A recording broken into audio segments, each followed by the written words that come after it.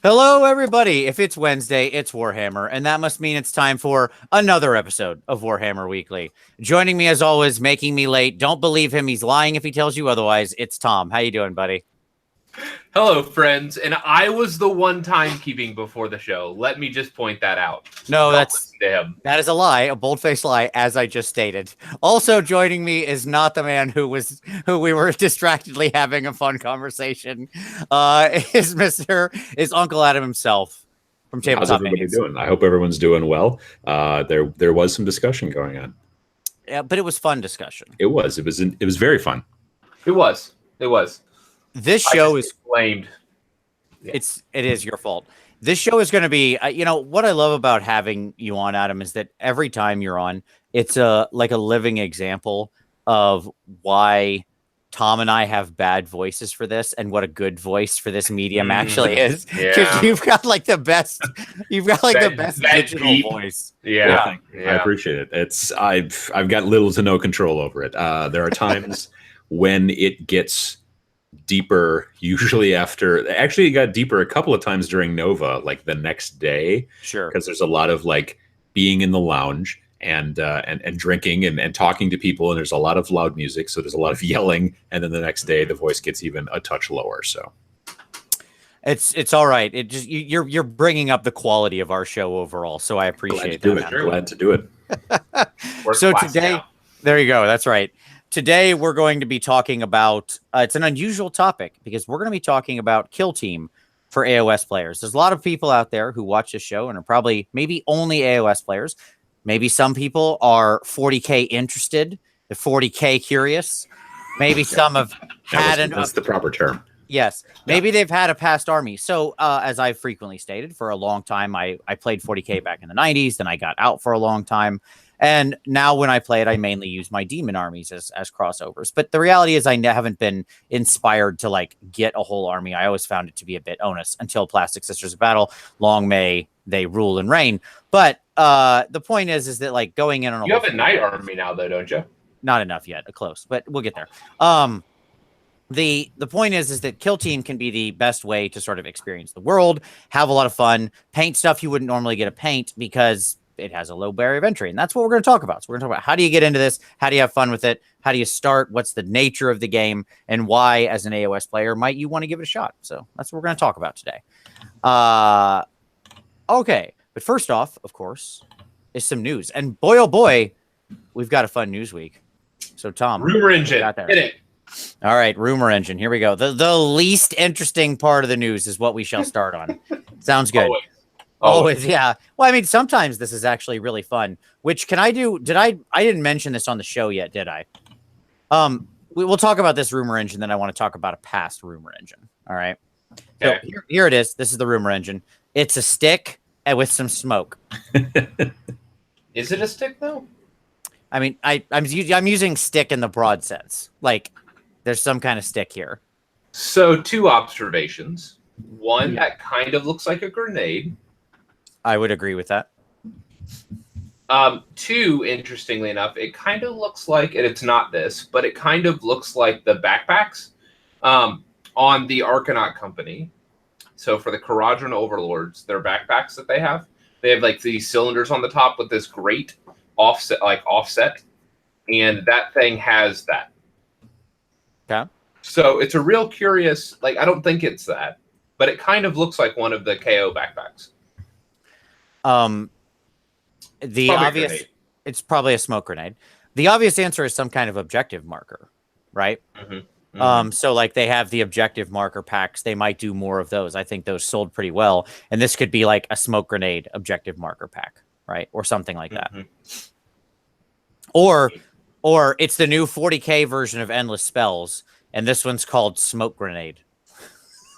And you throw it out there, and then it chases people around and stuff. And then everybody gets to kick it. If you're nearby, you can kick it and kick move the smoke grenade. Yeah, exactly. You got to have troops near it. You can boot the smoke grenade, and then it forms a cloud over near somebody else. I don't think that's going to happen. What'd you say, Adam? Could be a virus bomb. Oh, that's a nice idea. I like that. That's clever. I mean, if you're talking about endless spells or everlasting spells, I mean, yeah, that's a potential. I don't know that it is. What do you guys think about modeled smoke and fire?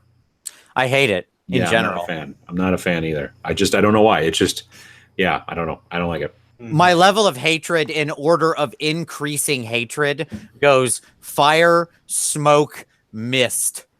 Right? Like sometimes they'll model like wispy mist. Yeah, and I'm like the mist Weaver Sigh, yeah. The worst. Mist is by its nature less there than like it's it's more not there than it is there. We don't you have air and then mist, and that's I agree. I'm struggling with the hex rates right now because I want to go through and file all of that shenanigans off of the hex rates, but I also don't know that I want to take that time. So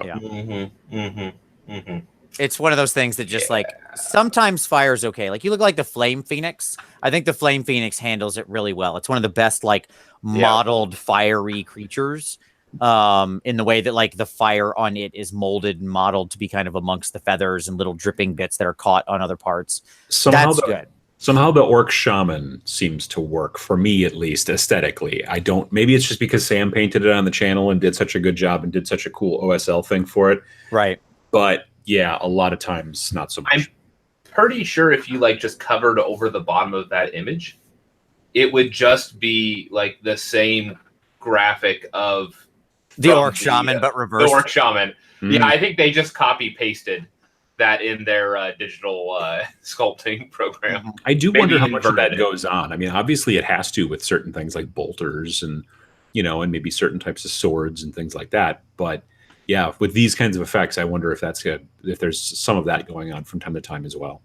Yeah, I think they've mentioned before that is true. Like they have now, one of the advantages is that they have these sort of like resource files that they can use, and they will sort of reuse them and repurpose them and stuff like that. Well, and you kind of expect that just for standardization. I mean, you see it in regular green stuff type modeling, where a lot of times they're like, well, we already have the copy of this gun, so we'll just throw it in there, and they don't have to resculpt it every time. Right. The problem with that, of course, from my perspective, is that it leads to the let's embed skulls in everybody's flesh thing that I hate so much. Like one of my least favorite modeling things they've ever come up with, the embedded skulls in the flesh. You're just excited to do another Dorgar, aren't you, Vince? I am, but yet again, I'll be green stuffing all them skulls right the heck out of there. So, that just means I've got a pre-prep phase for that guy. That's fine. Ugh. I was going to throw resin. We were talking before the show about how I bought years ago a Realm battle board, and it has all those cracks in the Realm battle board, and it's just like the entire planet's crust is evidently just nothing but skulls. And it's normal. That happens. And but anyway, my plan was just to throw like a lot of like resin or just like epoxy or something in there to cover it all up and just make it look like it was water or whatever. And then I got really lazy and then I didn't. So then I ended up having to paint those skulls. And so I've lived with it, but I have also seen plenty of people who have covered that stuff up. So right. Yeah. As somebody rightly pointed out in the comments, blood drips, modeled like dripping blood, like the old Medusa. That's another pet peeve. Yeah. I don't even know how to, like, I'm working on the cauldron like right now. Like it's literally in front of me right now. And like it's holding a heart that is clearly stone that is dripping blood. Sure. Well, I assume, first of all, Magical that's not blood. weird. Yeah, first of all, that's not weird. I've seen those religious documentary miracle shows. I know that statues bleed all the time. All the time. So, Oh yeah, that's a good call. They send in the Vatican sends out those guys immediately to investigate. So that's not a problem. I'm down with that. Bleeding statues, I'm comfortable with that. I grew up in the Catholic Church. No problems. I'm down with that. Statues bleed, check. Right, understood. Have you guys taken a look at the only slightly off topic? Have you taken a look at the new Middle Earth book? I haven't got to take a look at it yet. We talked about it at Nova, and I was like, Yeah. well, I'm not going to stand in line and pick it up. But then I picked it up Sunday because there was no line. And I'm just trying to find it now. I know at some point in here there was a picture of all the Middle Earth models and stuff like that, but they're on the normal realm of battle board. And if you look really close, kind of in the back behind like a couple of guys, you can see they're kind of standing in front of that big giant pit full of skulls. And I'm like, that's not very Middle Earth at all. No, But That's fantastic. Yeah, exactly. Apparently that's that they're deep That's in Mordor. Mordor there. Yeah, exactly. Yeah. That's why nothing grows there, because it's all skulls. You can't get like a good root base. No, that's any kind of vegetation. Yeah. Exactly. Really, really not great nitrogen phosphorus mix in the soil there when you got just skulls. It's all calcium. A lot of calcium. Yeah, exactly. That's exactly it. All right. So what's next, Tom? I don't know. We have a book or something, right? We have a book or something. Beast of Chaos.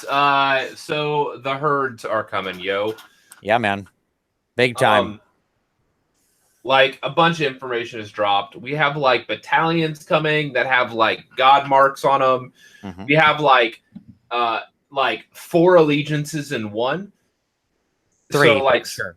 3, like it's somewhat reminiscent of Legions of Nagash and the different like legions within it, but it's different. It's really interesting, like so that each of the hordes are like retaining their distinct character, and then on top of that, there's like another layer of like themed hordes of like shadowy herds, and I don't know. Like this book is like somebody clearly was not standing behind the designer and saying, "Stop!" It's like, stop now. Yeah. This is it's clearly all in. So let's go through the list here, right? Okay. Yes, this is a Legions of Nagash style book in that it recombines all of the former Brayherd, Warherd, Thunderscorn, and many of the monsters of chaos. And they described in the article that this is truly a new type of battle tome. Yeah. Like this is not like other battle tomes, and it's doing things that other battle tomes haven't done before with regard to like bringing together multiple like small factions. Yeah, so it draws on the Legions of Nagash thing in that way, but unlike LON, it doesn't use the overriding like sort of, let's call them fake groupings, like the Legions of Blood, Legions of Sacrament, to set your allegiance abilities. Instead, as you said, everybody just keeps their own. So like the Brayherd people that are in your army get a Brayherd allegiance ability. If you also have some Minotaurs, they get a Warherd ability. If you also have some Thunderscorn, they get their Thunderscorn ability. So you can have these 3 distinct sort of governing allegiance abilities. And everybody's getting their own abilities.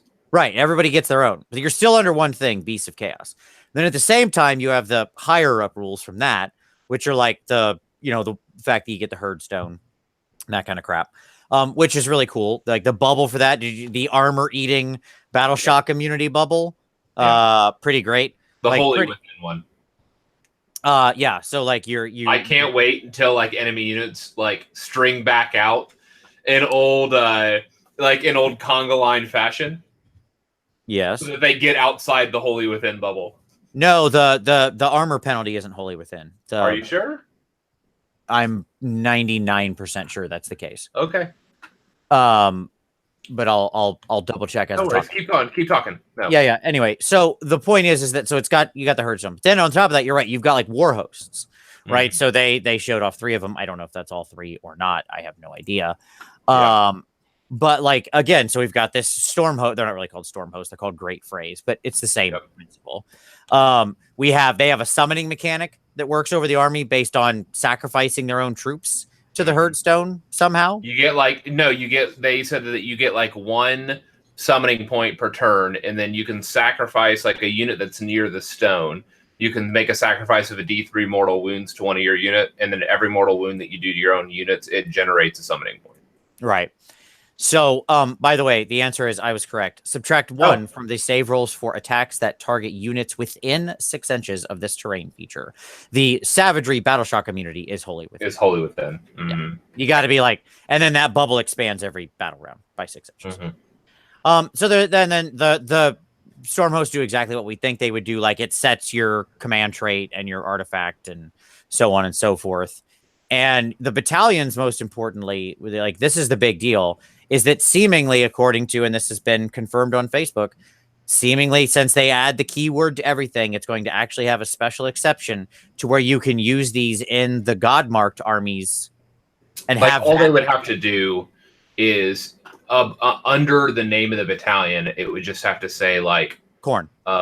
Brayherd, comma Corn or something. Yeah. Like that's all. Beast of Chaos, comma Corn. Or Corn, Beast of Chaos. Like they could do something even as simple as that. And then suddenly, because it just says whatever it says above, it's that allegiance. Yeah. Just like, so like that's awesome because then you can also play. They could only fix the Ever Chosen battalions the same way. I'm fine with it. Let them die. The like just some things need to pass away into that good night, and Plague Touch is one of them. Like I'm willing to sacrifice Fate Sworn to have that never show up again. Either thou or I or both must go this night. So the point is that like there's a lot of differing layers in this book. That's not even touching on the fact that like Shaggoths are wizards now. Minotaurs do mortal wounds on their attacks now. Clearly there's a whole bunch of different battle line stuff going on, like of conditional battle lining. There's a new spell lore for Shaggoths and for Bray Shamans. As somebody mentioned in the comments, you're going to be able to get this army up to like negative a bajillion rend. Like just, yeah. There's so many things in this army that just chew armor off, which is fantastic because they're all a bunch of lightly armored dum-dums. So why should anybody else get armor? That's what I say. I like their civilization wrecking thing of like getting rid of that stuff. They also had, did you see the spell? Did you see how Savage Dominion worked, Tom? Nope. Okay, so here's Savage Dominion. This is the most fun spell I saw in a while. Okay, Savage Dominion. Is that the red one? No. 18-inch range. Pick a target.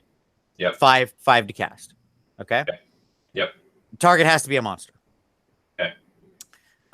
You then, if it goes off and isn't unbound, then you roll 2 dice, and if you beat the leadership of the monster, you immediately move the monster 3 inches. Yep. And then roll a number of dice equal to its wound characteristic. Okay. Go on. And every 4+ is a mortal wound to something within an inch of it, which obviously would include itself, right? You can have it just beat the crap out of itself. That's so hilariously fantastic to like take a Star Drake and make him do 8 mortal wounds to himself.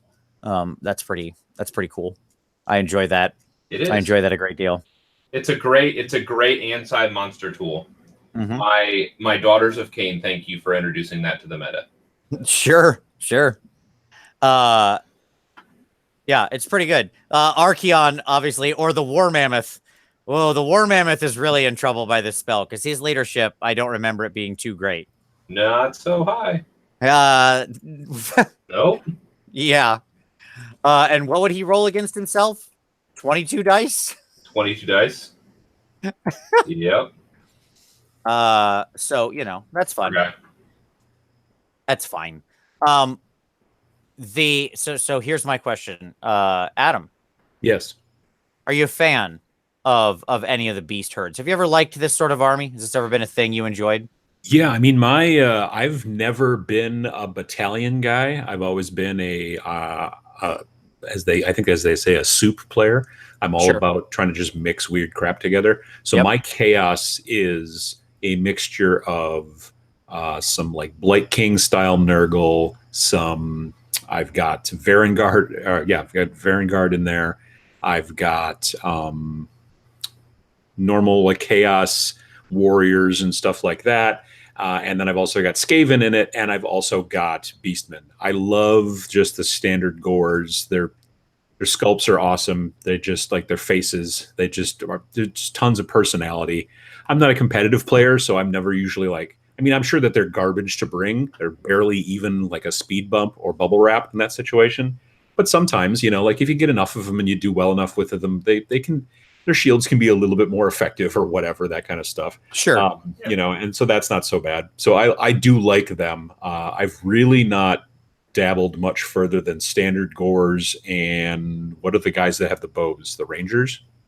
Oh, like the little Ungor dudes? Ungor Rangers. Yeah, the Ungor Rangers. That's it. Yeah. So I've got some of those because Lord knows as Chaos in the Age of Sigmar, especially more Nergal-y, you don't have any range weapons. So I've been constantly, it's part of the reason why I took Skaven, so I could have some range. Sure. And I'm also So those Ungor Raiders. So although the Ungor Raiders aren't painted yet, but yeah, that's honestly, so for me, more Beastmen.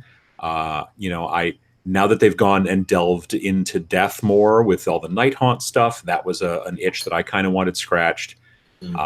And they've done it in spades, in my opinion. So now seeing some really cool new kind of chaos, Beastman kind of stuff is definitely. And then I'm hoping we get some like pretty interesting Skaven coming soon too. Well, cheers to that when we get the real Beastmen. But Yeah. but like I will say that for people who like a more soupy approach, this clearly is opening that door, right? Oh, because especially with those god-marked battalions, that means you could have an army. You might need to focus it on one god, but take your Nergal marked, your Pestigore type stuff, right? You could have your Chaos Warriors and a bunch of Nergal demons and a bunch of Nergal marked Skaven and a bunch of Nergal Gores, right? All sitting in the battalion and Nergal everything, probably Nergal Minotaurs and crap. And that's all now just Nergal, and it could all use the Nergal allegiance, and like boom, you've all piled into one chaos party. Like right now, the only unit in my army besides the Beastmen, that aka the Goat People, that I can't have Nergal is the Varangard, because they can't have a mark unless I bring, I think, Archaon along. We don't. Yeah, that's like we're all angry about that. I think universally, it's ridiculous. So I had to pay. Let me see if I get this straight. It's $100 for 3 dudes on horsemen. They are spectacular. Do not get me wrong. Amazing sculpts, also pretty monstrous on the battlefield. Oh yeah, they're basically 3 heroes rolling around. Exactly. They're. Whenever I bring them, my friends are like that I play against frequently are always like, oh god, And so yeah, that's kind of awesome. That being said, the fact that I just basically always have to run them up a flank and keep them away from all the Nergal shenanigans that goes off, because otherwise they'll get caught in the crossfire. So and because they can kind of haul ass, I can run them up at the background, and then my opponent cannot ignore them. You know what I mean? Like when you have those guys playing in your backfield, you're just like, I kind of have to focus on them because they will make a mess. So yeah. No, it's funny because a while back I had run an army just like in my garage games that I really enjoyed. That was just literally like a bunch of the beasts together. Like it was a soupy, just generic chaos list of like some gore and some monsters and some Zangor. Like I had just brought in all the beastie things that I liked. And I was like, this is my sort of all in beastie list. Right. And now looking at this book, I'm like, oh, thank you for making that thing that I randomly played for fun. And I thought was a cool sort of aesthetic when you put them all next to each other into an army. So it's an interesting, so I want to address something here real quick. There was a discussion. I won't name names, but I was talking to somebody and they said, I'm not excited for it because there's no new models. Okay. That was the discussion. Fine. Which I have no problem with. Like, cause there's only the Herdstone and the endless spells, right? Okay. So they said, I'm not going to go buy the army because, I don't care if the book's really good. There's no new models. It doesn't excite me. All right. Well, they also didn't want to drop $1,000 on old models. Whatever. I don't care. Okay, great. Neat. Sweet. I mean, the person even said, I think they're cool looking models. Yeah. Right? So their only detriment was that literally they already existed. Yes? Yep. Okay. How often do you hear people say, oh, GW is just pushing me to spend more money, to buy more stuff, right? And oh, it's the rules that make things sell. Yeah. Okay. Cool. No. Like, I believe them. When they answered that question a while back, and they said, no, actually, what seems to actually increase sales is having really cool models when we put out new cool models. And the rules don't move the needle. If you want to, I understand I'm giving you an anecdote and I'm abridging it. I'm taking and extrapolating from a single use case to a broader generic. But nonetheless, the number of times I've heard a sentiment like that is numerous, not enough to be statistically significant. But I would ask you to ask yourself if you've ever espoused those two beliefs simultaneously, because that's my point. I think that they do. What does sell armies is putting out new cool sculpts. And in the end, I don't think the rules matter too much because, I think this book is going to be pretty good. And maybe some people will start playing them and maybe some people won't. But there you go. I don't know. I got super stoked for Daughters of Cain and I bought 0 new models for that army. That was I don't know that you bought 0. You bought some new stuff, but that was also. But I like that. It's not a core part of my army, though. Yes, I understand. But first of all, I don't want to be said that I'm overgeneralizing. Sure. Many people are very moved by rules, and many people are very moved by sculpts. I'm only arguing that, in fact, most of this is probably a broad spectrum, right? And it is simply true that we all like to see new cool models. It's a pretty fun thing.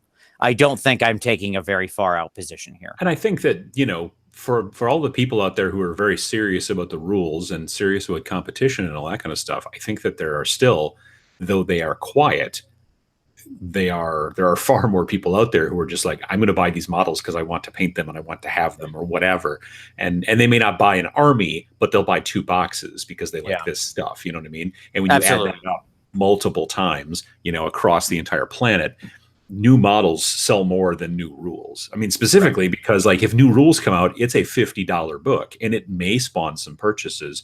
But when new models come out, if they're really cool, that can be $300 purchase depending on like how many you buy or whatever. And so, mathematically it makes sense. Right. Exactly. My only point is that I know I'm excited by new models, and I know most people are excited by new models. I think it's fair to be excited by new models.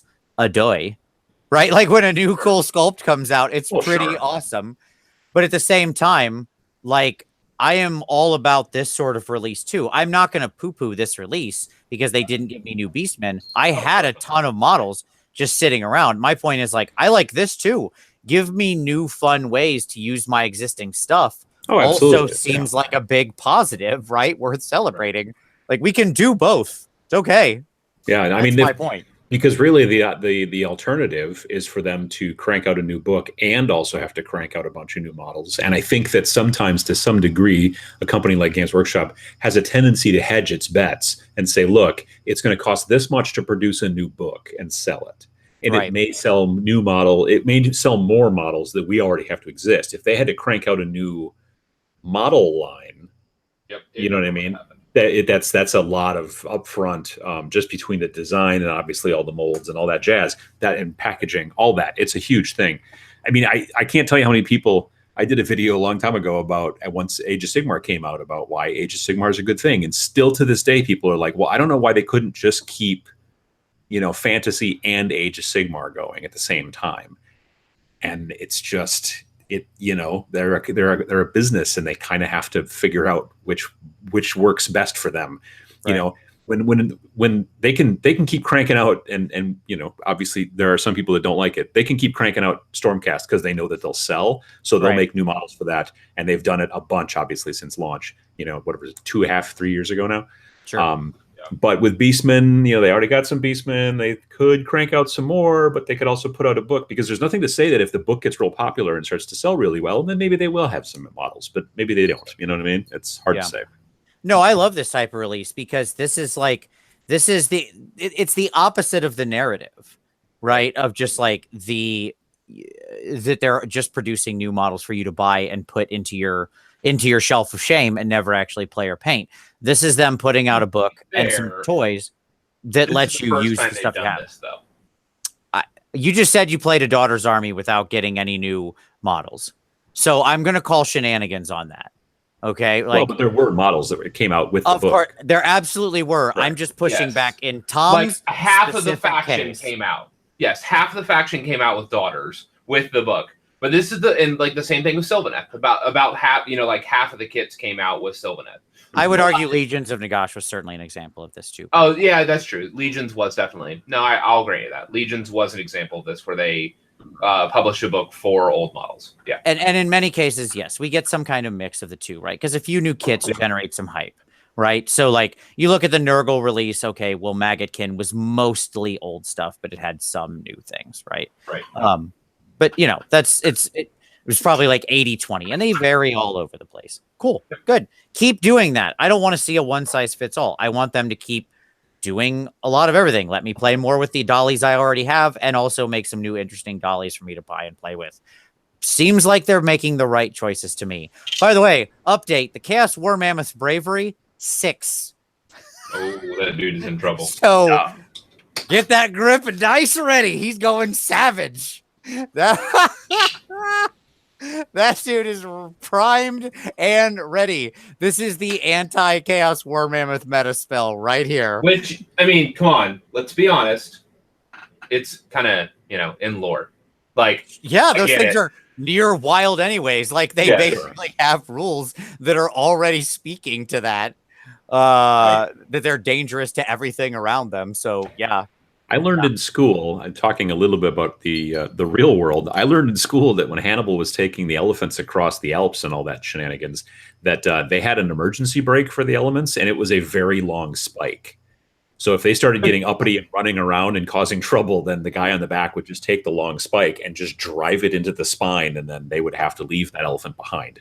So it's, yeah, absolutely. So it's the same type of thing to some degree with the war mammoth, where they're not exactly on board with being there and wearing all this shenanigans and the soldiers and the explosions and stuff. And so, yeah, to have them have a bravery of 6 makes total sense. Yeah. Yep. That is brutal. Holy crap. I don't want to be the elephant guy with the stick. That is a rough job. Man, that's tough. All right. So yeah, so Beast is going to be big. Obviously it goes up pre-order this week. I think they said there's going to be 1 or 2 more articles about it. I don't know. I didn't get a chance to catch the Twitch thing today. But I would highly recommend people to go check out the 2 articles that Rue did. Obviously his enthusiasm for Beastmen comes through in the writing. And this is a guy that's been, dyed in the wool fan of this army for a long time. Dyed in the sheep's wool. Yeah, sure. Yes. We can make all the Beast puns. Absolutely. That's no bull. He loves them. Okay, there you go. All right. So and it's good articles and meaty articles. One of the pushbacks of some previous previews was they didn't really give you a lot to hang your hat on. They were just more of like rah and kind of empty of content. These were jam packed, man. Tons of details from the books themselves. Yeah. So I like this new style that we're going to here. I like the book. I like the nature of it. I like the previews leading up to it. Can't wait to get my hands on it. I may have actually increased my order around this book today because that's how weak and spineless I am. But anyway, the Call of the Wild, man, it gets to you. Did you do the start collecting? I did. I did. That's such a good deal. It's such a good deal.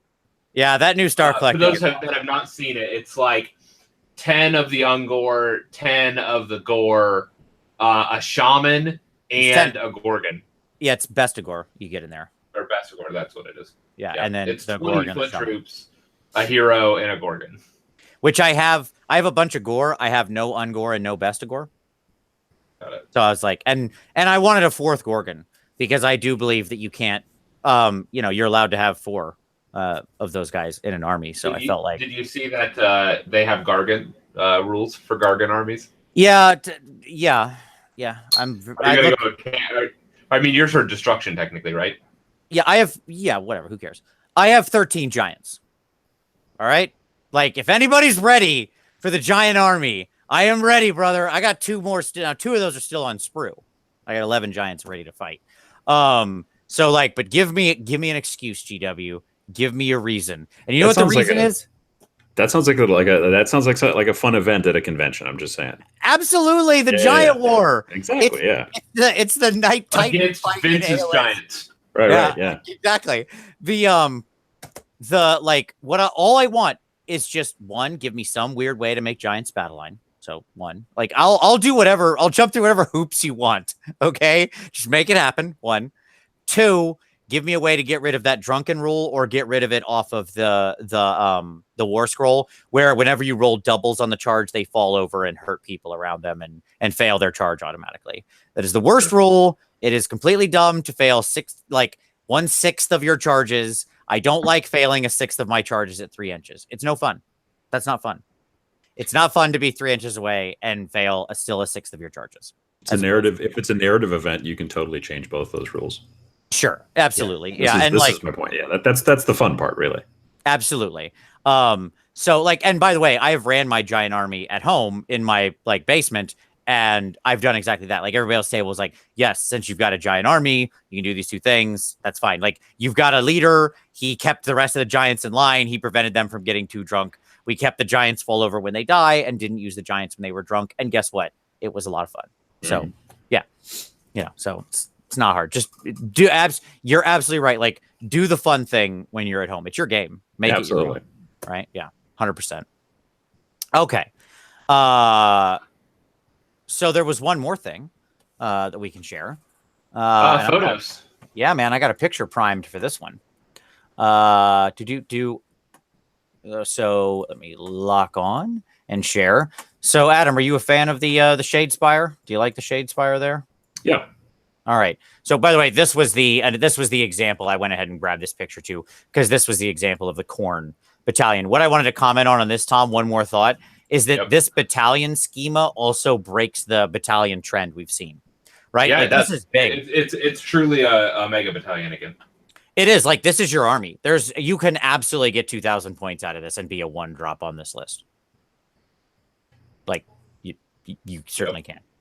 This is 4 heroes, 8 units, 8 other units, and then 2 monsters. Yeah, you can get to a 1-drop on this guy. So I thought that was interesting.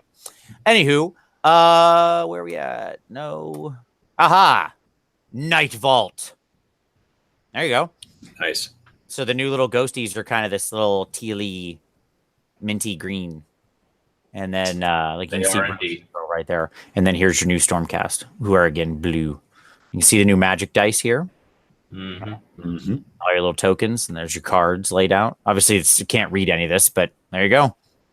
You got your new boards. When's this supposed to drop again? I keep forgetting. They haven't announced, but I don't think they've set the official date yet. But yeah, I think it's October. So, yeah, it's getting played like crazy at my local shop. Like, it's interesting because it's miniatures players, but it's also I'm seeing like Magic the Gathering players who had kind of still kept playing Magic but started playing X-Wing. A lot of them have now also started, like, they've kind of dialed back on the X-Wing and have started playing Shadespire and enjoying that. Nice. And admittedly, most of them are playing in just in unpainted plastic. But there's also a bunch of them who are like, well, I don't paint, but there are enough people in the store who are kind of commission-ish painters that are getting some extra work because of this. Because it's like 5 guys, it's like 4 guys, right, or whatever. And so so it's been doing really well at our local shop, and I've played a good deal. I'm actually probably going to play some more on Sunday. So nice. I love it for so, like, if you go to tournaments, one of the great challenges is you want to get a game on with other people outside of your tournament games, but you don't want to actually roll like another 2,000 point game when you're going to play like 5 games that whole weekend. Shadespire, and by the way, this is going to be true for Kill Team as well, is the perfect, like, okay, let's just take an hour and do something lighter weight, right? Exactly. The setup time goes way down. The resolution time goes way down. It's so much easier, faster, funner to just quickly set it up and go without the intensity of, like, well, I'm going to do 5 full games that are pretty intense this weekend. Let's just have this fun version. So I love Shadespire in that context. It's great for that. Great for that sort of pickup and roll game in the in-between times. And they said at Nova that this version is supposed to be completely backwards compatible with Shadespire. The thing that I think that's going to be interesting is they are going to have a bit of a marketing kerfuffle, because when you go to, let's say, Adepticon 2019, it's going to be called probably the Shadespire tournament. Right. Sure. Yeah. But and that was just season 1. Right. Season 1 was Shadespire. Season 2 is Nightfall.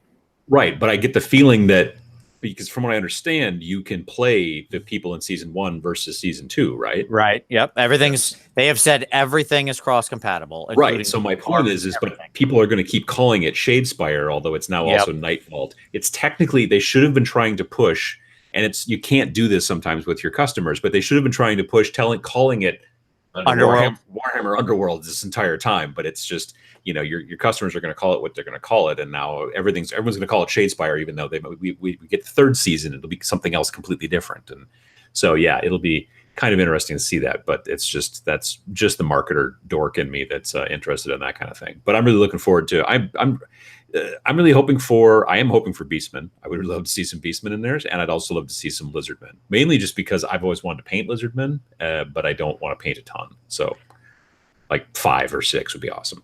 No, I agree. I really hope that we use this new season to like explore some of the unusual forces we haven't seen there yet. We've got a good opportunity here. The fact that we're not getting rid of anybody, you know what I mean? Like all the old ones are there, so nothing has. We don't need to remake any of them. We don't need to remake any of them. So cool. Then let's get some Seraphon. Sorry, let's get some Slann. I don't mean Slann the frogs. I mean Slann, their actual name. They're not Seraphon. They're not Lizardmen. They're Slann. 3rd edition name only. On the table. Let's get some Beastmen. Let's get some daughters or some Idneth. Right? Like all that sort of stuff. I would love to see all of those things join up. So yeah. As a side note, let me just add to put a cap on the Beastman conversation. I'm wondering if we're going to finally get that elf book that we've been talking about for so long. Like, oh, you're saying you could see this translating into an elf book, is what you're saying? Yeah, I'm taking a left turn. I'm moving away from Shadespire. Yes, the Beastmen. Sorry, the Beastmen book in other avenues, or like finally, I know you hate this idea, Vince, but like the Great Wog. I do hate this idea. Of all of your Greenskin, Get Mob, Iron Jaws, bring everybody, your giants, bring them under a big herding stampede. Yeah, I mean, okay. Look, if it happens, I'm not going to be like, I'm outraged. Like, nah, man, cool. You just won't buy it. Yeah, it just That's doesn't. fine. It doesn't appeal to me, but that's okay. Not everything needs to. That's cool. Exactly. I'm super good with things existing for other people. If other people like that, great. I would rather see them. I would rather see the Greenskins wait longer, but get good individual treatments. Sure. Right.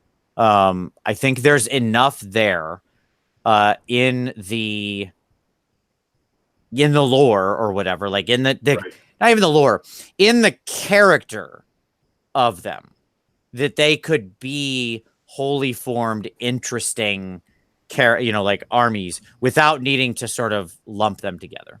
Just my feeling. Sure. So yeah, at this point, I don't think we're going to get that, but we'll see. We will indeed see. Yes. All right. So, was there any other news? Is that it? That's it. Okay. All right. Well, then let's turn to some pick of the week. So, Adam, let's start out with you. What would you like to share with everybody? I was thinking about this earlier, and I would have to say, and it's a little bit of a left turn for me as well. I generally don't watch a lot of battle reports because not being a competitive player, and also because a lot of them are just not great, frankly. That all being said, the one channel that does battle reports that I do really like is Tabletop Tactics. And it's just because I really like the personalities of the guys that do it. So if you're interested in that kind of thing, if you're interested, and they are doing some Age of Sigmar as well, but they are admittedly predominantly kind of 40K. But just very, I think, funny guys. I got to meet Lawrence at LVO, Lawrence and Beard, actually, both. And so, yeah, it was, it's, I don't know. I enjoy watching their stuff. That's kind of my pick of the week, I guess. Dig it. All right. We'll link it down below.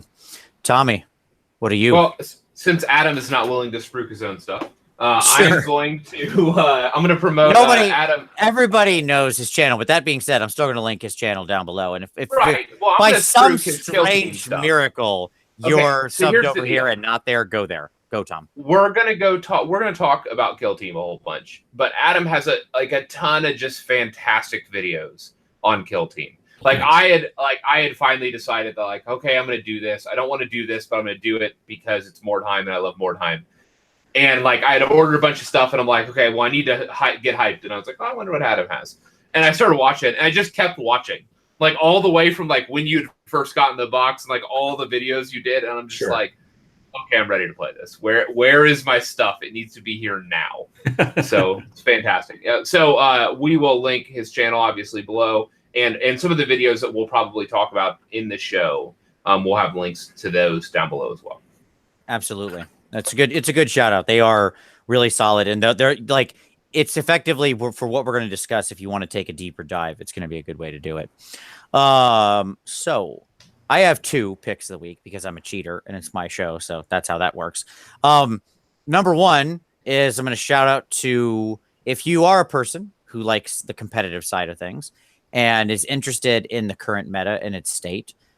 In the same way we talked about LLV's work last week, that he put together the competitive outcome of multiple tournaments into a sheet. Honest Wargamer, Rob, and his buddies is all back. Nathan and Jonathan are back.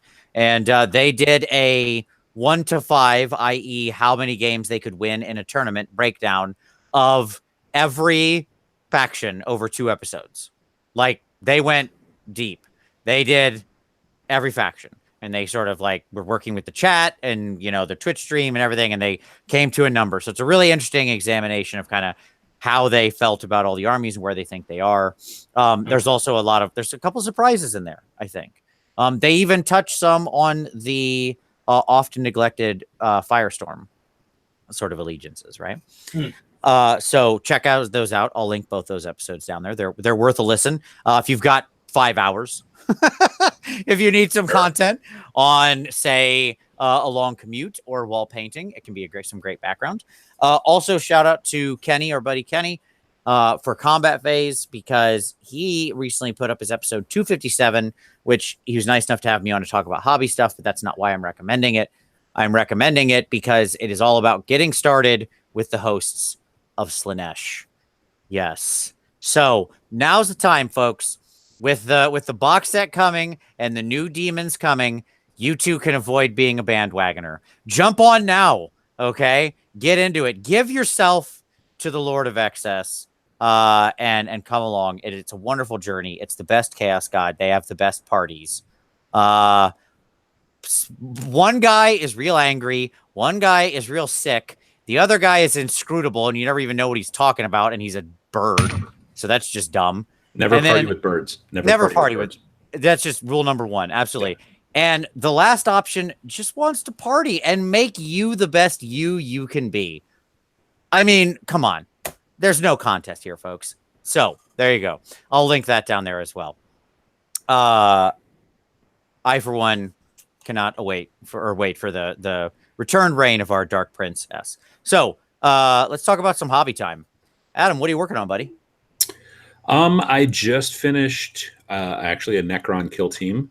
So on Sunday, I finished probably about, I don't know, half an hour before a game that I had at the local shop. So the bases, there was still probably a little bit of wash that was still a little bit damp when I walked into the shop, but it was okay. And actually, it was weird because I walked into the shop and Sam was there, Sam Lenz, which I didn't expect. And his brother, and then another guy, our friend Josh, and then the shop is owned by our friend Kevin, and then later on my friend Eric. So it was almost like the crew of us that hangs out at Adepticon. We rarely ever get together except for Adepticon, but it just sort of, the stars had sort of aligned, and we all kind of, I mean, Josh and I were there to play, so we see each other a little bit more frequently, and I see Kevin all the time because it's his shop, but I don't see Sam's brother John much other than Adepticon. So it was kind of nice. We all kind of hung out and played a game of Kill Team. The Necrons turned out well. I already got, like, I did Warriors years ago, and they were already done, but I wanted to add a bunch of Immortals, and I wanted to add, like, my main list is 3 Immortals, 1 Death Spitter. That's not his name. Death Mark. The Death Mark, yeah. And like 3 Warriors. And so I got those painted up. They painted up really quickly because they're Necrons. Sure. None of them carries a pouch. There's no, you know what I mean? Like, that's what takes forever, is like scabbards and pouches and pistols and belts and stuff like that. Well, they're also a completely uniform material for the most part. Generally, right? Yeah. And you can get a little fancy and whatnot. I did do some rust effects and some beat up stuff on them and everything like that. But they were a quick paint job. I almost always paint for tabletops. So yeah, but right now I'm working on actually another kill team. I'm working on Black Templars, who are mostly all Primaris, but there is a scout and a scout sniper. So They are going slower. There's a lot of pouches, a lot of belts and boots and all that shenanigans. And I'm shoulder pads with designs and and I'm having some trouble with the shoulder pads. I'm just not quite happy with the layering, but I'll keep going. And if worse comes to worse, I cover it with dirt and blood and call it a day. So yeah, that's where that's at right now. And then I've got more terrain to build. I'm in progress of building that as well. But right now, I kind of switched over heavy into paint mode, so I don't know that a lot of building will happen for a while. Yeah, I know you're one who separates those two like that. Yeah. It's fascinating to me. It's like that was a great video, by the way, because you gave voice to what absolutely my workflow. Right. It's just so anti-me. It's like I feel like I'm witnessing an alien species when I see people who work like that. Because like the way I work is literally like I take out the box, I open the box, I put together the box, I paint the box. Well, not the box itself, but what's in the box gets painted. That'd be weird if I just painted boxes. Yeah. But I take what's out of the box, I put it together, I paint what was in there, I put it on the shelf. That is done. Now we go get the next box and we open that, like usually cutting shrink wrap. Like I do not open things. Things stay where they are. And I try to maintain a very small like backlog, like a controlled amount of overstock. So I built probably 6 kill teams, maybe 7. And first I built all the terrain because they sent me the kill team box like back in late June. So I built all that and then painted it. So that was a big build and then a big paint. And then I immediately switched into building and just built kill teams for like quite a while and then primed almost all of them.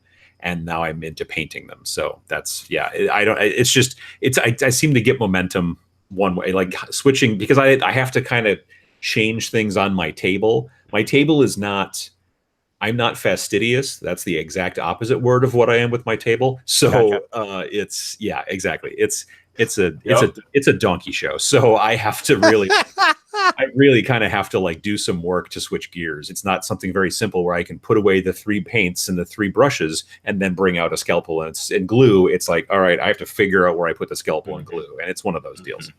Gotcha. Yeah. Yeah. Like, yes. Amen to all of that. Like Todd lives. Yeah. I've seen like to Tom turn. He told me this last weekend. I was like, like we were chatting before. Just a random other nights, and I said, "What are you doing?" He said, "Well, I'm getting together my terrain for kill team. So all this Adeptus or the Mechanicus stuff and whatever the other one." And I'm just snipping sprues, just forever. I just hear like clip, clip, clip, clip, clip. Just this goes on for hours. Okay, oh yeah, there's a lot of it. Oh yeah. And so then he shows me a photo of like where he's working, and it's just boxes, boxes on the table and everything. It's all covered of like pipes and grates and just blah. Because I had to cut it all out, and then I have to take a knife and scrape all the edges because the mold lines are really bad on like the legs and stuff like that, all the little. And so like there's lots of scraping and lots of snipping, and I still have tons of scraping left. But yeah, it's a. Speaking of that was my hobby time this week. Sure. Sorry, I kind of stole your thunder. Go ahead, Tom. No, you're good. I mean, yes, like I built 4 kill teams. So my initial 4 are all built, primed. And then I opened a lot of boxes of terrain, and assembled a lot of, I think I have a photo around here that I sent somebody. Give me a second. Here we go. Yeah, so this is what my other half of my table looks like right now. Okay. And it's like, oh wow, that's a lot of terrain, Tom. It's not. I mean, that's a pretty normal amount. This is the rest of the stuff that hasn't really been put together, or I'm still in the conceptual phase of like what I want where and what I want to have permanent, what I want to have like exchangeable and stuff like that. And that's the kill teams right next to it. So. Yeah, I spent a lot of time doing this, and now I'm transitioning. So like that is set aside and it's playable. It's not ideal, but it's playable at this point. So I'm transitioning back to the Witch Elf army that I need to build and finish. Well, no, it's built. I need to finish painting for our event come in way too soon. Is the answer there? I'm trying to get at least 3 to 4 kill teams done. Well, so Chaos is already done from before. Necrons just got finished. I would like to get another 2 if I could done before the end of this month to take them with me to Valhalla, the big shenanigans there. You know, the retreat, so that I would have something to, because I think there's going to be a lot of kill team going on there, and I want to have you know. So yeah. No, it makes sense. Yeah, I've also got a bit of a deadline. Yeah, I have too many witch elves to pay. Well, that's your problem for building your army out of stuff you already had. Shut up. So for myself, it's been a busy week. I did paint that Sigvald the Magnificent, which I shared. Who's now over in his case. I liked that guy. He's fun. I love that character. But what I'm doing is I'm working on small projects, because I'm working on one big project. It's sitting behind me right now. I'm not going to show it yet. I'll simply say that this is one of the brushes I need for that project. There you go. I'll leave it at that. And it's not a Warlord. It's not a Warlord Titan. Sorry, folks. Not a Warlord Titan. Hashtag get Vince a Warlord Titan. Stop it with that. Stop setting people's expectations for that. Stop it. You get GW to send me a Warlord Titan. I'll paint a Warlord Titan. Until get on it, GW. Yeah. Even if you got it for free, you'd have to build it. That's okay. It would be a fun project, but I am not spending $2,000 on a miniature. Like, that is not a world I live in, folks. Really not a miniature at that point anymore. Exactly. No, it's a small child. Yeah, like, no, that's ridiculous. By the way, this is so we talk about makeup brushes as dry brushes. I have a whole bunch of these of different sizes. These are kabuki makeup brushes. They have different shapes and stuff. So it's for doing the fine powder of kabuki makeup. And they are like soft. They're so soft. They're like baby soft. So there you go. Cool. They make cool makeup brushes, cool dry brushes. They are makeup brushes. So anyways, while this big project that's behind me right now is happening, which often has long periods of waiting, I've had to work on other stuff like the Chaos Lord. Tom said I'm working on terrain, and people didn't believe me. So here you go. Here is a piece of terrain that I'm working on. Real terrain Vince is building. Real terrain. On his CD clouds. But now CD clouds. Yeah. Oh, this is a new crackle stuff that I'm trying out that I really like. Like, you can see the crackles there. Like, look at how big those are. Isn't that great? Yeah, those are nice. So that's a new like crackle paint product I'm trying. So that's fun. Here's another piece. This is again for like kill team or whatever. We've got some of that terrain that comes with that, as well as some just sort of detritus there. Then we've got the come here. We've got the Orky one. So this is the Orky barricade, that kind of stuff. So this is for our Du Bois. As you can see, I don't think it'll show there. Can you see what that says? Where it says more DACA is carved into that. But yeah, there you go. It's very right there. Nice. So Orcs is the best. Oh, there's also a boys only joke, which is a fun joke, but it's BOYZ. Yeah. So yes, I have lots of terrain that I'm working on. And as well, in addition to all that, I heard Shaggoths were wizards, but now what? New Shaggoth. So like I had another one of these guys. He's been sitting on my shelf forever. Finished that up, and I was like, well, let's get to it. So new Shaggoth. I still have to do the metal on him, but I finished up all the other colors, and I have his base already done as well. So he'll be done probably after the show tonight. I'll finish him up, or by tomorrow at least. So now I'll have 2 Shaggoths, because you got to have some Shaggoth wizards. I like big, tough, high wound wizards that also can beat the crap out of people. Seems fun. So more of that. So there you go. Somebody asked what brand of crackle. I'll do a review at some point, but I am trying out the AK Interactive Acrylic Diorama Dark and Dry Crackle Effect. It's this stuff, which is like, it looks like chocolate syrup. And it runs like chocolate syrup too. It's really interesting. It's when you put it out on the thing you're working on, it looks like you're ladling Hershey syrup all over your base or your miniature. It's kind of interesting. So yeah, there you go. So a lot of stuff. Busy hobby time. All right. Somebody asked, does it taste like it? I would not recommend you eat that. That would be my strong, complete recommendation. Do not eat. There you go. All right, gentlemen. So we've beat around the bush with this. Oh, I have like I'll talk about it when we get to kill team because I've got a couple kill teams in the hopper as well.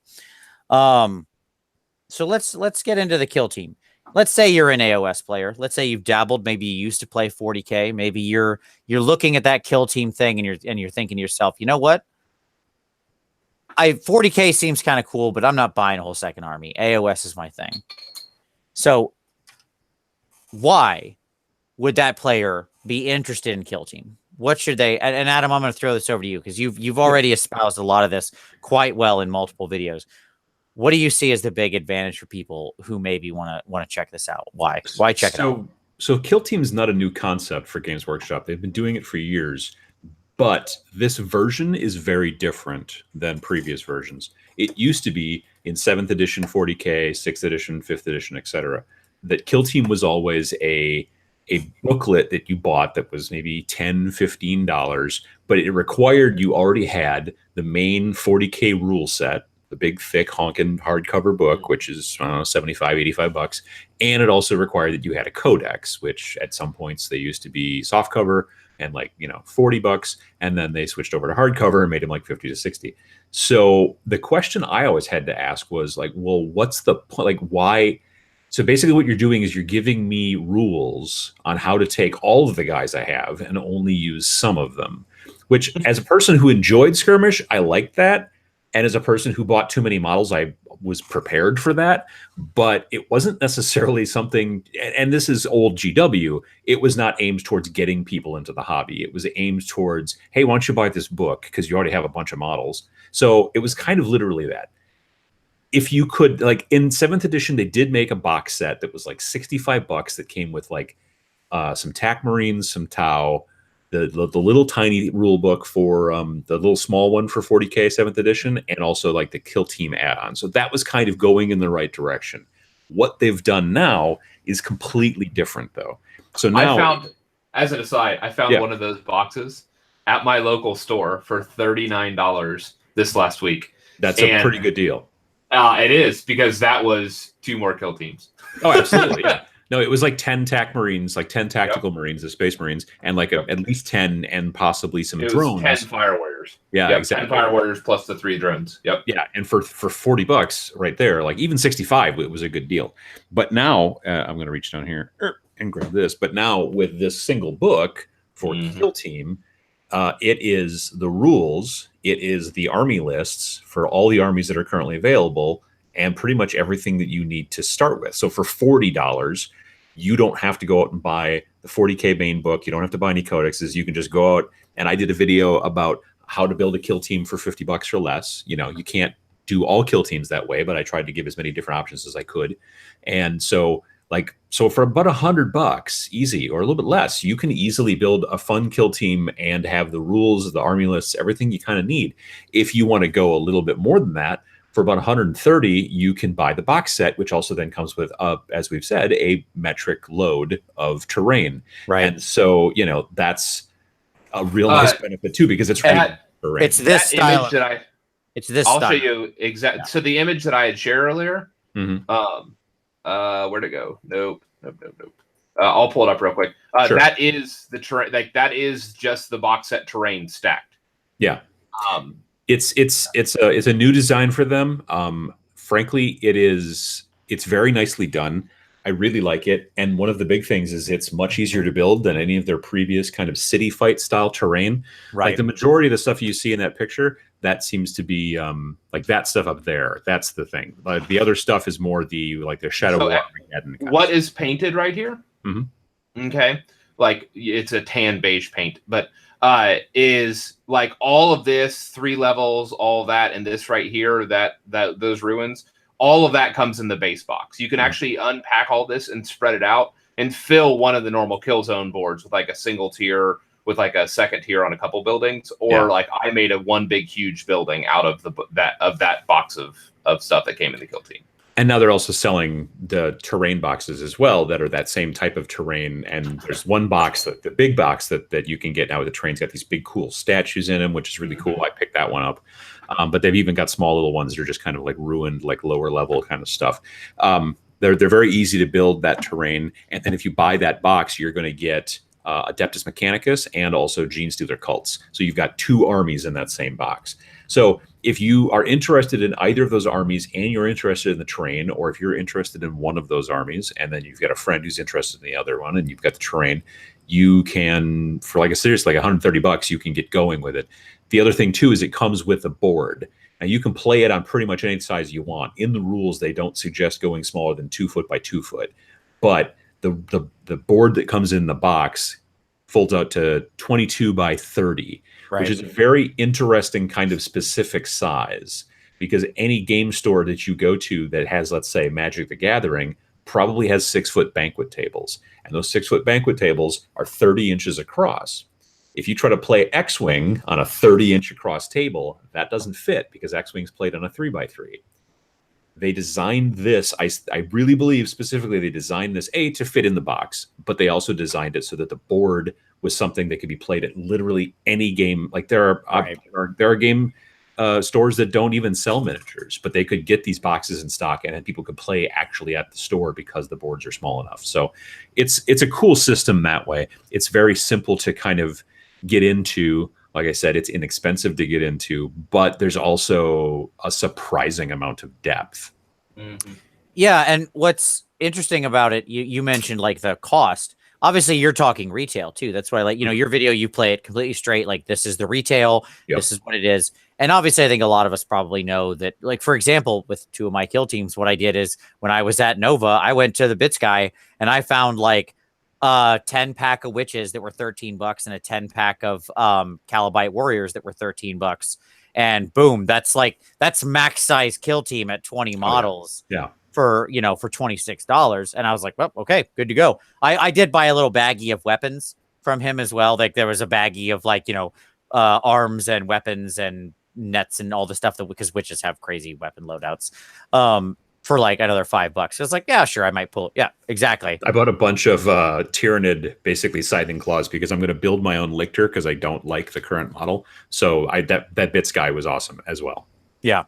So it's like if you go to any shop that has a discount or you go secondhand or whatever, obviously, because you need so few models. I mean, we should state like the max size of a kill team is 20, but I mean, min size might be 3. Right. Exactly. 3 or 5. Yeah.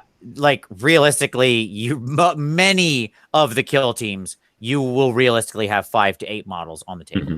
Yeah, I mean, like my list for Grey Knights is 5. My list for just barely, like I could technically probably do 4. I'm trying to get 5 though. My list for Deathwatch is 5. Right. My list for Astartes is 7, 6 or 7, I think. Yeah, 7, I think. Yeah. I mean, it just works out that way that most of them have some kind of range where like you take Tau, for example, right? Like if you tilt towards like Pathfinders and stuff who tend to be cheaper depending on how you kit them, or just like the basic fire warriors, you might have more guys. But if you've got a couple like XV25 battles, stealth suits, I should say, floating around, then clearly you're going to suddenly have a lot less miniatures or whatever. Yeah, and it's and the thing that's great about it now, there's a lot of people that say, well, there's not enough choice. Like let's say you're going to go Heretic Astartes, aka Chaos Space Marines. Right. You can really only take Chaos Space Marines or Cultists. That's it. There's no Terminators. But that was the point of the original kill team, is that the part of that little booklet you used to buy is it said, okay, you can't use this, and this, and they had like a whole parameters thing. Now instead, what they're doing in the book is they're just instead giving you, here's the guys you can use. Chaos, most of the Chaos stuff that I can think of, like there's Heretic Astartes, there's Death Guard, and there's Thousand Suns. All 3 of those armies only have 2 choices for each. It's Zangors and Rubric Marines for Thousand Suns. It's Death Guard and Poxwalkers for, Plague Marines and Poxwalkers for Death Guard. And then it's like normal Chaos Space Marines and Cultists for Chaos. But you do have options of weapons. You do have options of, you get like an aspiring sorcerer. Exactly. All that kind of stuff. Yep. Like eventually, I'm going to build 1,000 Suns. I'm not going to take any Zangors because I just don't like the Zangors much. Sure. I just don't like the look of them. Just they're probably great models or whatever, but I just don't want to do it. But I really love the look of the, and I've always wanted to paint. 1,000 Suns. So here's my time. Yeah, and I don't look at it as I look at it as restriction breeds creativity, because what I've been seeing online is people. So we'll talk about it in a little while when we talk about sort of the nature and the makeup of the game. But obviously there's specializations in there. So you don't just have it's not just that you've got this guy. This guy also has a role. So some number of your people are going to have roles: leaders, comms, zealots, whatever it happens to be. And so I see people. Okay. Some of us don't have the other specialists that you prefer, but zealots can be an okay choice. So there's nothing wrong with them. Anyways, we're not gonna talk about that. It's fine. Strength 5 isn't bad. So the point is that you still then have customization within those individual guys. They're not all just generic Space Marine, right? It's the Space Marine who's the comms guy, and we'll talk about the advancement ladder and stuff like that, but there's even more to unlock here. Your people are going to start with character and gain more character as the game evolves, especially if you play in the full campaign system. Right. And beyond that, we've started when we first started playing, the guys that I'm playing with around here, and to be fair, we're still frequently just playing the basic rules. And we're using specialisms, but we haven't even really gotten into the command points. We haven't gotten into the tactical. What do you call those? The abilities or whatever. Sure. Yeah. So we haven't done much of that yet, but that's still to come. Plus, there's also an entire section about advanced rules about climbing and falling and jumping across buildings and doing all kinds of things like that. So, yeah, and then you get into from there. You even get into like you said, the campaign stuff, which extends it even further. It's a surprisingly deep. It's almost the perfect system for getting new people, whether you're an Age of Sigmar player or any other kind of player, or a brand new, completely, fresh, wet behind the ears player, getting them into the system. And obviously from their end, the idea is that, well, if we get you to buy some Grey Knights, you'll eventually run a Grey Knight army or whatever. And that's, but on the other hand, there's also, at least in my opinion, there's the banquet aspect to it. Yep.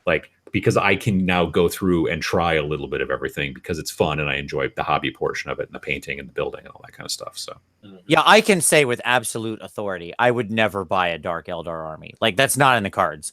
One of my, when I was playing 40K back in the 90s, I had a Dark Eldar opponent. I always thought they looked kind of neat. I thought it'd be fun to paint a couple models. I never acted on it because because the idea of painting an entire Dark Eldar army was zero interest to me. Right. Okay.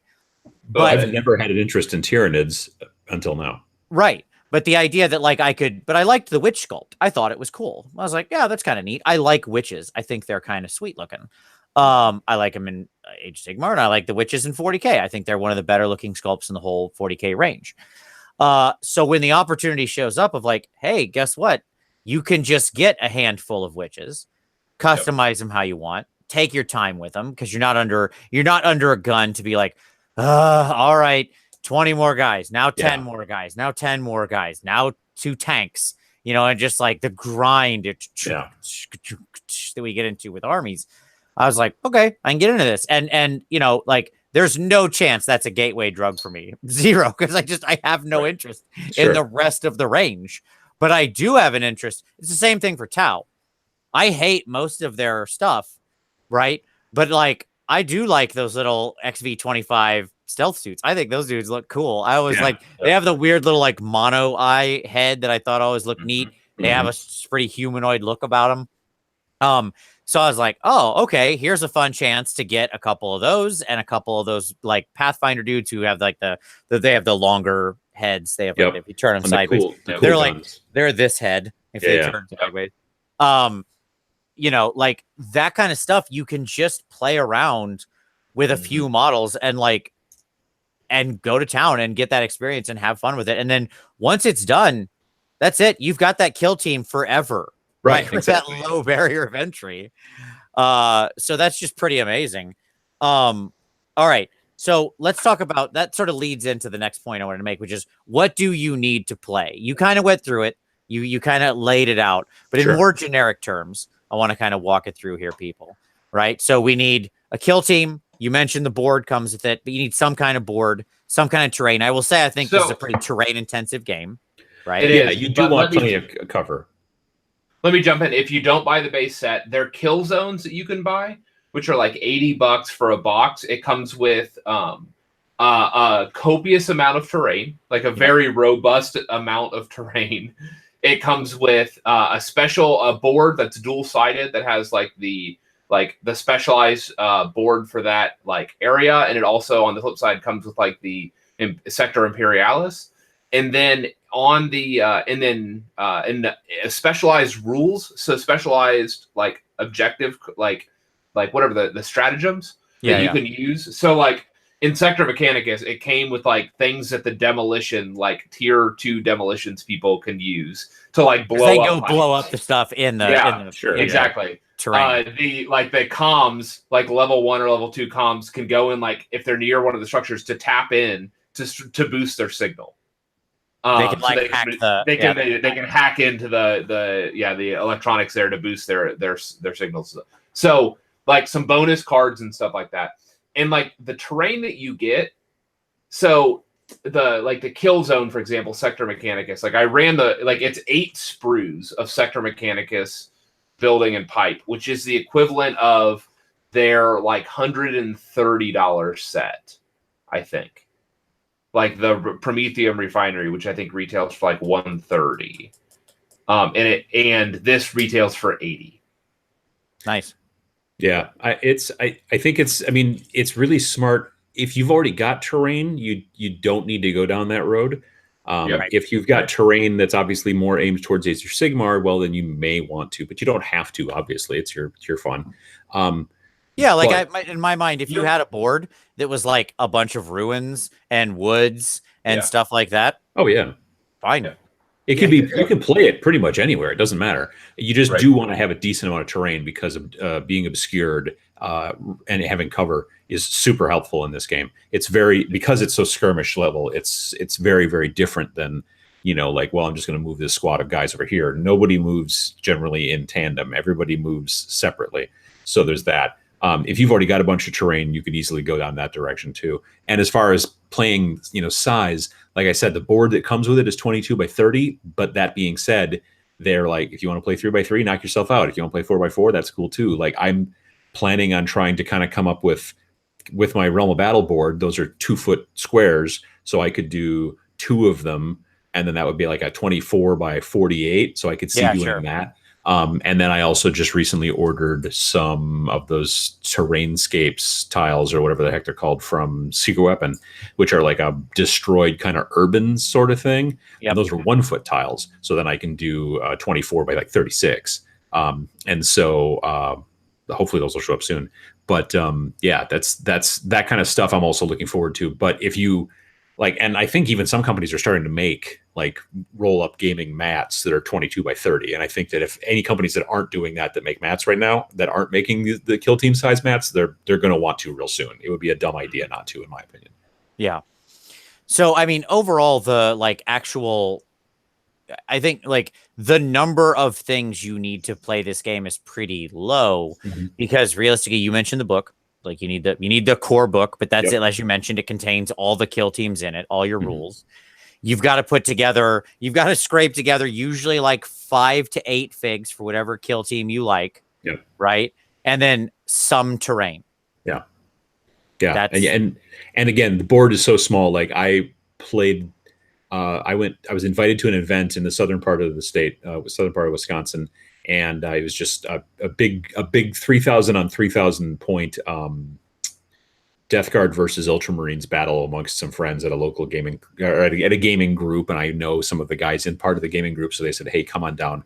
We're going to, hang out and have some cocktails and play some games and stuff. So these 2 guys were playing that game over on this huge 4x8 table that looked amazing. And then I brought a kill team along.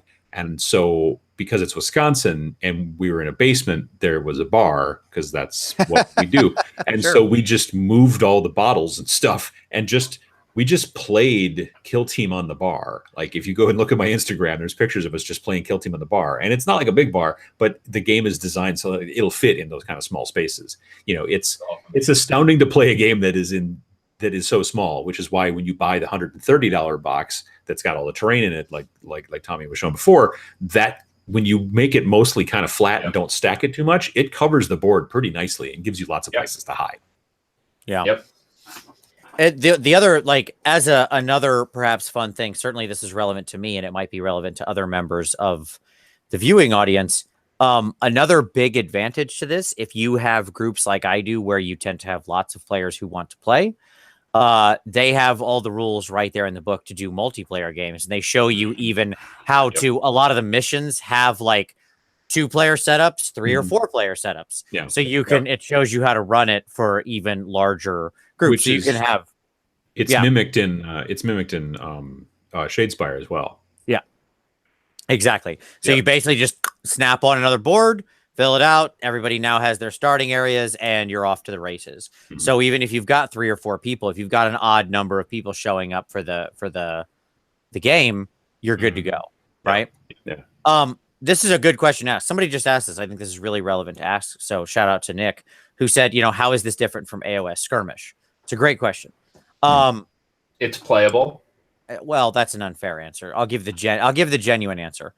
The genuine answer is it's a more holistic system, right? Like skirmish is very scaled down in the way it works, and it's fine. There's nothing wrong with it, but it is truly like you could level the concern at it that it's simple, right? And that would be a true statement. And it's not made for this. So they were smart. GW was, when they looked at this, and they basically, it would be the equivalent of if GW released an AoS version, they went and they rewrote the war scrolls for those types of engagements. Okay. So anybody that remembers, like right when AoS launched, Vince and I did a Mordheim. Like we did an AoS Mordheim conversion.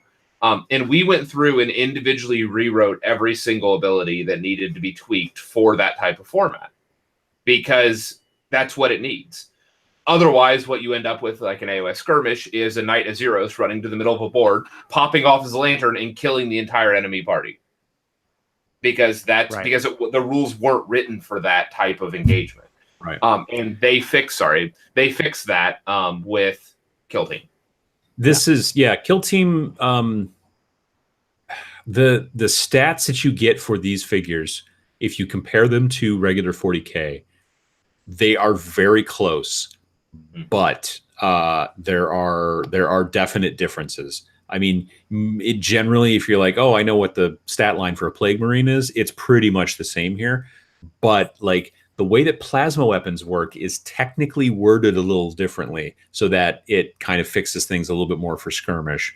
And there's just we've been noticing as we've been playing, there are little things here and there that are like, oh, that's slightly different, and we see what they're doing there, so it's not widely different, but it is definitely got some difference in comparison to straight up 40K, and they do that obviously because of the skirmish requirements and all that kind of stuff. And that's just the stat lines. The actual game has been tweaked a good deal differently, still sort of 8th edition, but the playthrough order is very, very different than 8th edition, and I really, really like it. Yep, the shooting phase. Yeah.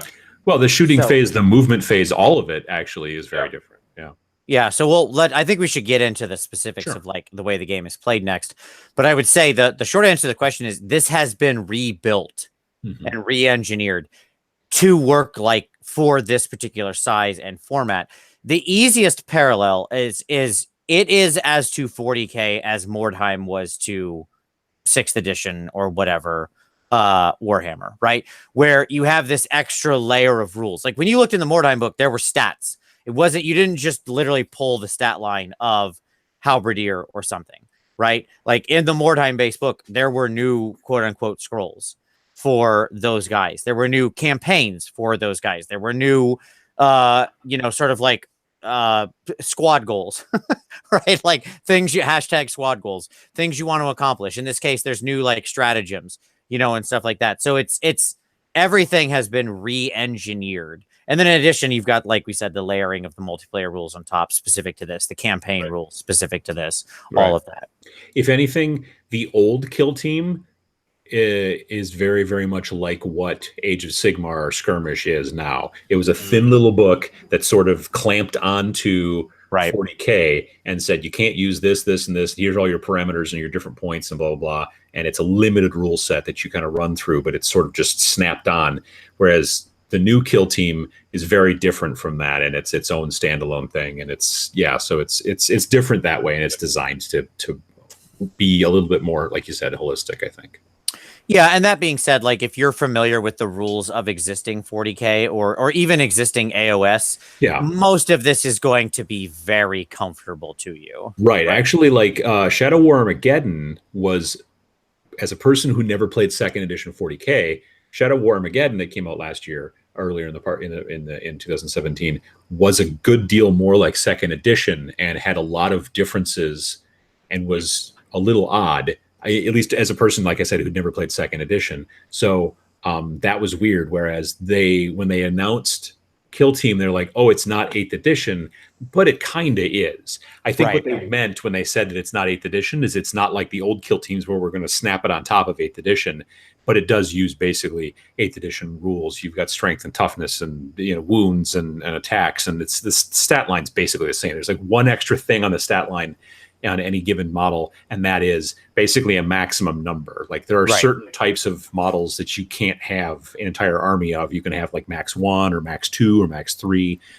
but for the most part, that's all the rest of the stats are pretty much the same. Yeah, and it uses, like, again, AoS players where you'll look and you'll see like basically there's a number to hit. In this case, it happens to be split between melee and shooting, but it's just like these guys hit on a 3-up or something like that, right? And they retained the strength and toughness comparison, but it's quite a simple bit of math. So there's a little bit more if you've never played 40K, you've got to adjust to. But for the most part, it will be a pretty comfortable transition. Like, and especially because most AoS folks, like before, we didn't have a conception of how to deal with like command points, right?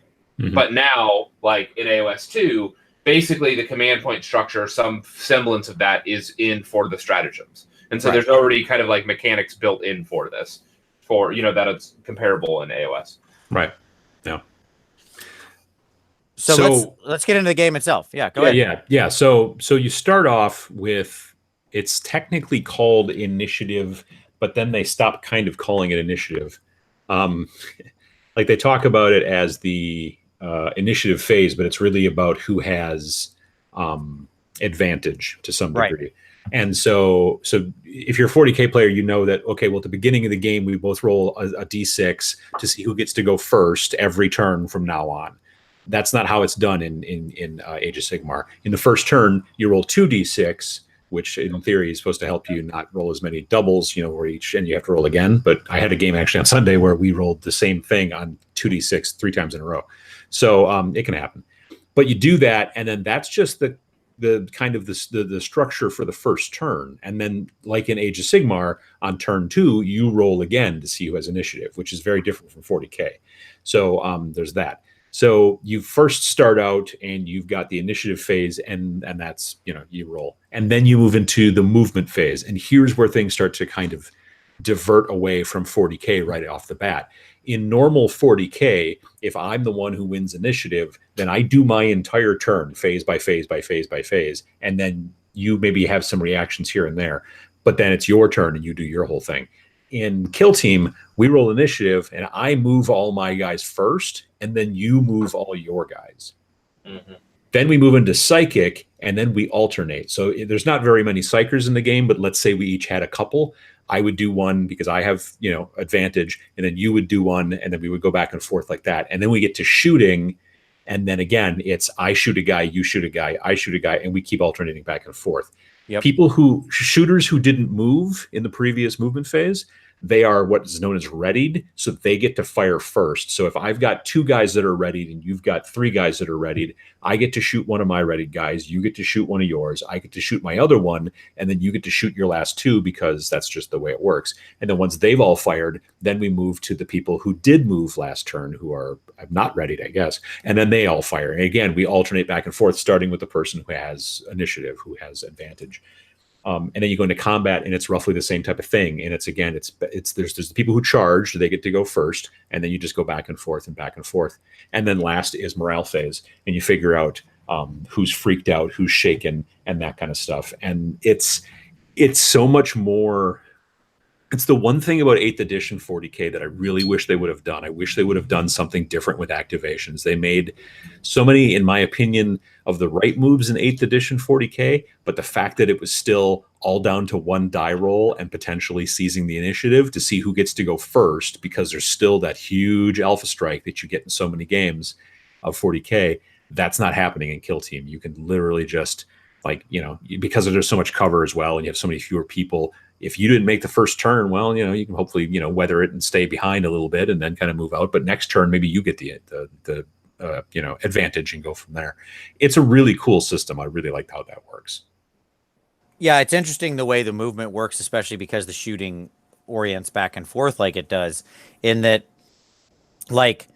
when you have the initiative, yeah, you get to move first, and that has advantages, but the person who's moving that second has this sort of reactionary nature, and they can set themselves up because they know you're not going to get to fire all at once at them, right?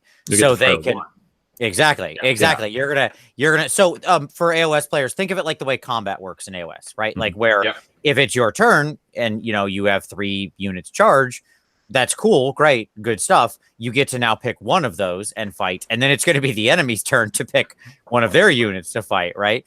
So and that's basically how the combat and move. Yeah. So when you're shooting, when you're fighting, that's the same story going on here. So it imports a mechanic that the AoS players are already very familiar with, and it does a great job of keeping both players or more, by the way, because again, this can all go multiplayer, and then you just rotate around, if keeping everybody at the table engaged, right? All at once. So that's really I agree. It's one of the things that I like about this is they took it down in the same way that in the same way, I was always a big fan of Mordheim. I think it's one of the best games ever made. Okay. And in the same way they built upon the existing rules, but then made some expansions that made it feel a little more like the individual models mattered, and gave you more of a life to the individual model. The same thing is here, because when you go to 0 wounds, for example, you're not necessarily out of the fight. Right. That's a very new thing for just this that you don't see in, say, 40K as well. Right. So just like if people remember back in the day with Mordheim, where when you went down and go lost your last wound, you could technically then get knocked down, stunned, or out of action. It's much the same thing here. You can get a flesh wound, in which case you can keep fighting, but then there's some penalties and stuff, and that's going to affect your nerve and things like that. But you can, you took bullet to the head, you're done. Right. That's it. Yeah. That's certainly a possibility, right? And Vince, did you notice how close this mechanic is to the mechanic we created from Mordheim? I mean, I'm sure that's just because if you think. Well, we just duplicated Mordheim. Yeah. But, yes. But I just had to laugh when I saw it because I was like, oh, that looks familiar. Sure. The other thing I like is that at the same time where they add these rules, and you kind of mentioned it, they do a really good job of saying, hey, don't play with this stuff all at once. Right. Yeah. So for example, some missions have a scouting phase that happens before the mission, right? And they walk you through what a scouting phase looks like. It's what you'd imagine, right? Your 2 parties are kind of, going against each other, and you're trying to gain intelligence and stuff like that. You can have this kind of blind man's bluff game. But they specifically say, if you haven't played multiple games already and a mission calls for this, just ignore this. Don't do it yet. Get comfortable with the game first. Yeah, I mean, we've still really not actually done the scouting phase yet on any game that we've played. Like, we were gonna try it on this past Sunday, but like I said, we had a whole bunch of people there. And when it's just 2 people playing, we can kind of sit down and talk about it. But when there's like also like 5 or 6 people watching and we're all talking and having a good time, at that point, I was just like, I started reading it and I'm like, yeah, we're just going to skip this for now because it's just easier. But the game still completely functions properly when you do that. There is a definite, very basic kind of get going, and then you can start to kind of ramp up and build things on top of that, which is awesome. Exactly. So you mentioned like the advanced rules, like jumping and falling and all that. Mhm. There's advanced rules for terrain you can bring in. The whole nature of the campaign system. Like, you can play games and not necessarily need to evolve and still have your specialists that are unique and have certain roles and can do unique things, but you don't have to get to like the highly advanced specialists where now they're like, they have lots of different options. They're like a level 3 vet or 4 veteran where, you know, they can do all these different tactics and stratagems. Like, you can save that for 20, 30 games in when you're super comfortable. Okay, I understand how this goes. Cool, let's do a campaign now. Right? And now you start building that stuff. So all of that is really like, it's nice the way they made these bolt-ons fully functional but not necessary. Right? Yeah. I'm looking forward to, hopefully at the end of the month when I go to Valhalla, we're gonna be there for like a week. I'm looking forward to trying out some campaign with some of the people there and kind of going down that road and seeing what we can do. But you're right, it's very you can just bolt on the next part that you want to do as you start kind of getting a little bit more familiar and comfortable with the game system. Yeah, it works out nicely that way. Yeah. You know, okay. By the way, I should also state that like the nature of the missions in here, they're divided, and this game has much the same settings as what AoS players would be familiar with, and now 40K what they took, which is like the open narrative, and match play is also still, that framework is still in there. But that being said, most of these missions are, you know, pretty much fair game to use in some regard in any of your home games, and you're not going to see that much of a difference. Do we want to talk about the kill teams that are actually in here? Like, what do people get in this base book? Like, what is available to them? Oh, yeah. So right now, most of the armies, well, to some degree, most of the armies are in there. Most of the normal armies that you think of are in there. You've got your Adeptus Astartes, you've got your Imperial Guard, you've got your Adeptus Mechanicus, you've got Grey Knights.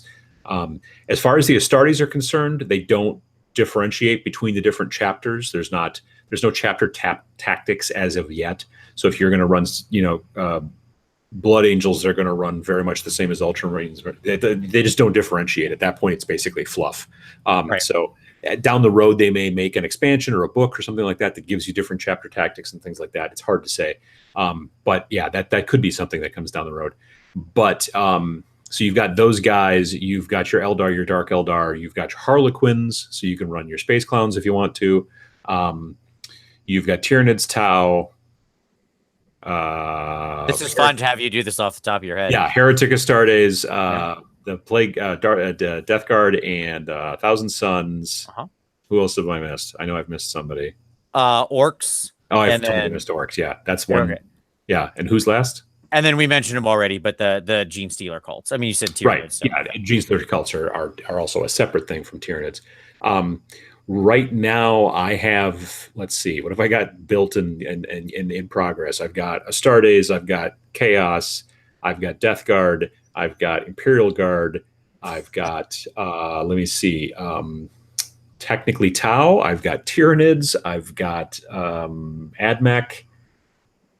I think that's all. Yeah. Nice.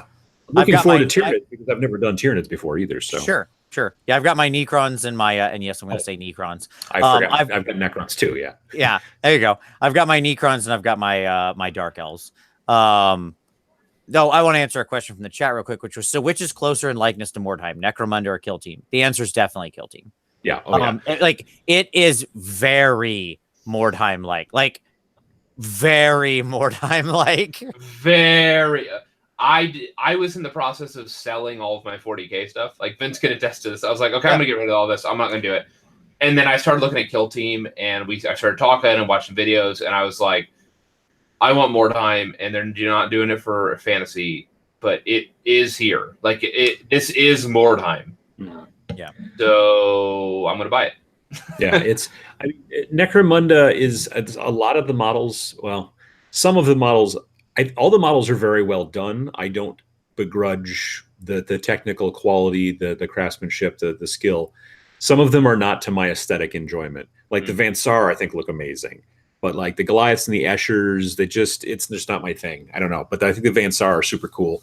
That all being said, it's like Necromunda seems like it's much more a kind of a flat game as opposed to more of a three-dimensional kind of a thing, which Mordheim was always a very three-dimensional thing. I mean, the old Necromunda was more of a three-dimensional thing. I would say this new kill team, not only being like Mordheim, it's also a lot like the old Necromunda to some degree. It's just not gangers, which, to be fair, they kind of did that with Shadow Warmageddon at the beginning of last year, but it's a whole thing. I'm still a little confused as the way those came out, but that's probably another night.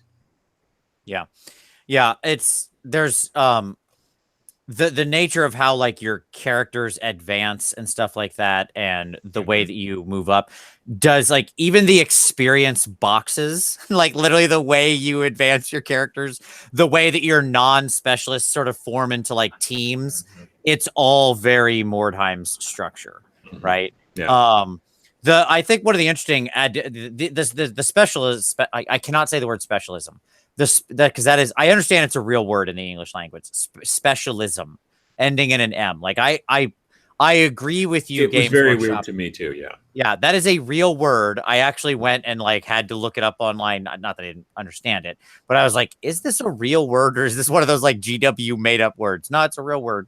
Yeah. I don't think I've ever heard in conversation somebody use, I am part of a specialism before. I've heard people say I have a specialization. Yes, right? I think that's really, yeah.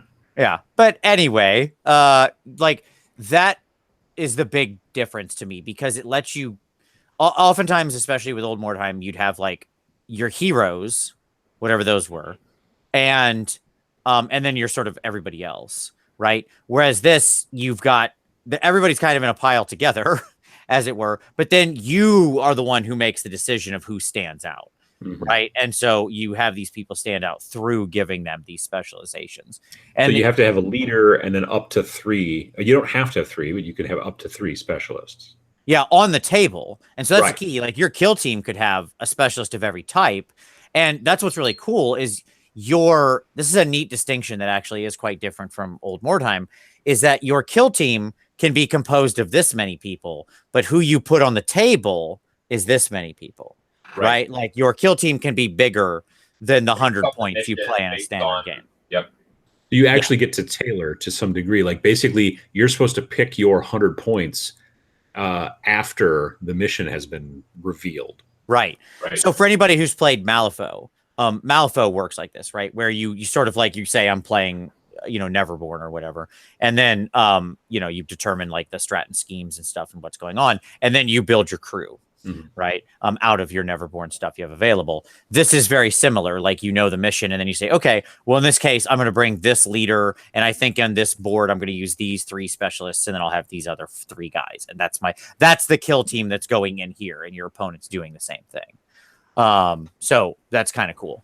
And it fixes the problem of kill teams like leveling out like the victory death spiral. Yeah.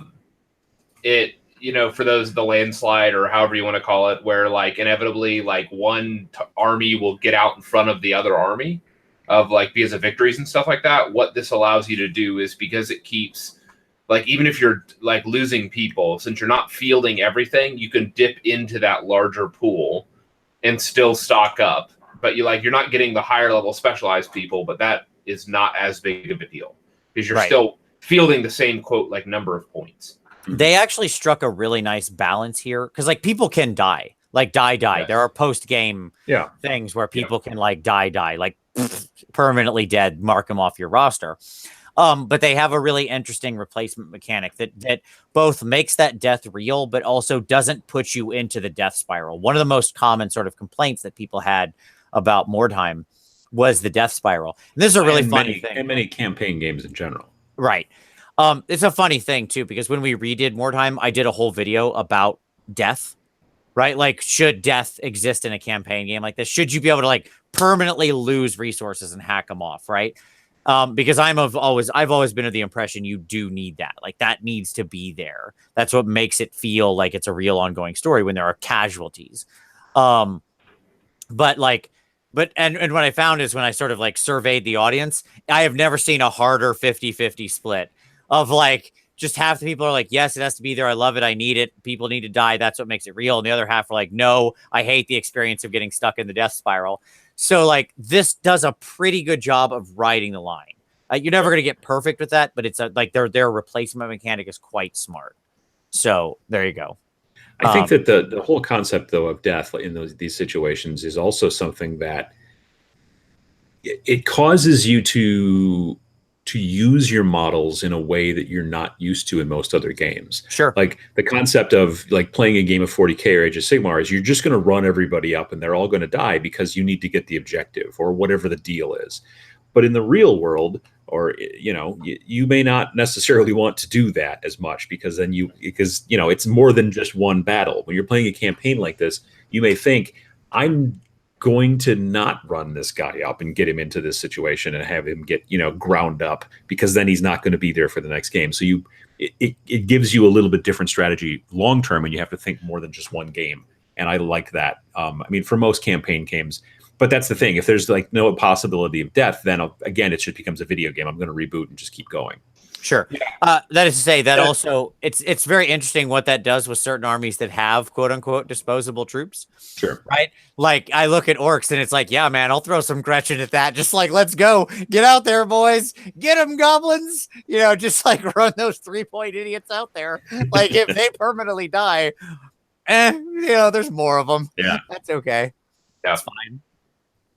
So yeah, it's funny the dynamic of some that some of the forces have of having like in a Space Marine army, or like let's take this up even higher, in a Grey Knights army, there's no disposable Grey Knights, right? No, like they're just like these hyper elite dudes. Like everyone is this powerful force.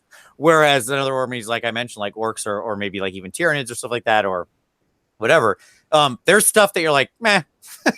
Yeah. Whatever. Hormagaunts, whatever. Yeah, exactly. Like, okay. Yeah, it's fine. Well, we can make more. It's no big deal. Yeah. It's an interesting dynamic of how that then plays out on the table. Yeah. All right, cool. Okay. We talked about specialists and all that kind of stuff. What else? What haven't we touched on yet with this? Let me jump in real quick. We talked about the individual factions. Somebody mentioned this in the comments, and it's worth talking about briefly. Okay. If you're going to be getting into this, yes, you can go buy a box of troops or whatever. You do need to be aware there are a number of like bundles that GW sells for particular factions. Mm-hmm. And those bundles will come with like a set of like 5 to 10 models. Yeah. And oftentimes you can turn that into a 100-point force. Not always, but most of the time you can turn that into a 100-point force. And it comes with a terrain piece, and you go, okay, well, I don't need those things. But if you're going to play that faction, it's going to actually come with a number of stratagems that only come in that box. So there are additional stratagems for your faction that are not in the base rulebook. Right. And so if you want to play orcs, you probably ought to pick up the orc box, because it's going to come with 5 Burnas or whatever else it comes with, and a little bit of terrain, plus stratagems that you will get no other way than that starter box. I think if you're playing competitively, that's a thing, maybe. Yeah. I just want to say the base stratagems. Everybody has stratagems. Like everybody has like 4 to 6 stratagems. It's not like you get nothing. Base. Right. No. Yeah. Like everybody has 4 to 6, but like when you buy the box, you're going to get like 3 to 4 more. Yeah, it is a certain number of kind of specific. You can't get them anywhere else other than that box, which is a little bit of a bummer. And I've heard some gnashing of teeth about it. But honestly, like those boxes are pretty good deals. They're between $50 and $60. You get a decent amount of troops. You get some terrain, and you get a set of tokens that are designed for that army. Just visually, they're not any different than other tokens. They're just visually designed for that army. And then you do get the cards that you don't have from the book. Plus, you also then get these extra couple of cards that are not even stratagems that you have in the book. I think that Now the question is, of course, at this point, how soon before those are already on the internet? So if you and your friends want to play right now, Yeah, they're exactly. If you and your friends want to play, you'll print them out, put them in some sleeves, and you're good to go. You know, if you're going to be at a tournament, they're probably going to say, no, you actually have to have those cards or whatever. That's tournament organizers. That's what they want to do. That's their rules. That's fine. I've heard a bunch of people that have complained about that as a point, and I'm like, but you're getting all this other stuff, and it's such a good deal. Like the Astartes box is 5 Reavers, okay, and 2 Sector Mechanicus sprues. Yeah, for $50. Those 5 Reavers are 35 on their own. Right. And then and then you're also getting the, like I said, the tokens and all the other jazz as well. It's such a good deal. Yeah. I mean, for me, the Death Watch. By the way, the Death Watch box is an entire kill team. Yeah. Oh, yeah. Because Death Watch, try and get a kill team of more than 5 guys of Death Watch. Right. That's not going to work out. Yeah. Right. Yeah. I'll tell you, this is one of those things that just doesn't bother me. Like, I'm not going to get caught on the forest for the trees here. Exactly. Right. Like, is it being not perfect doesn't equal bad. Like, I'm not going to argue that might not be a proud nail or something like that, or a tiny splinter in an otherwise really great boat.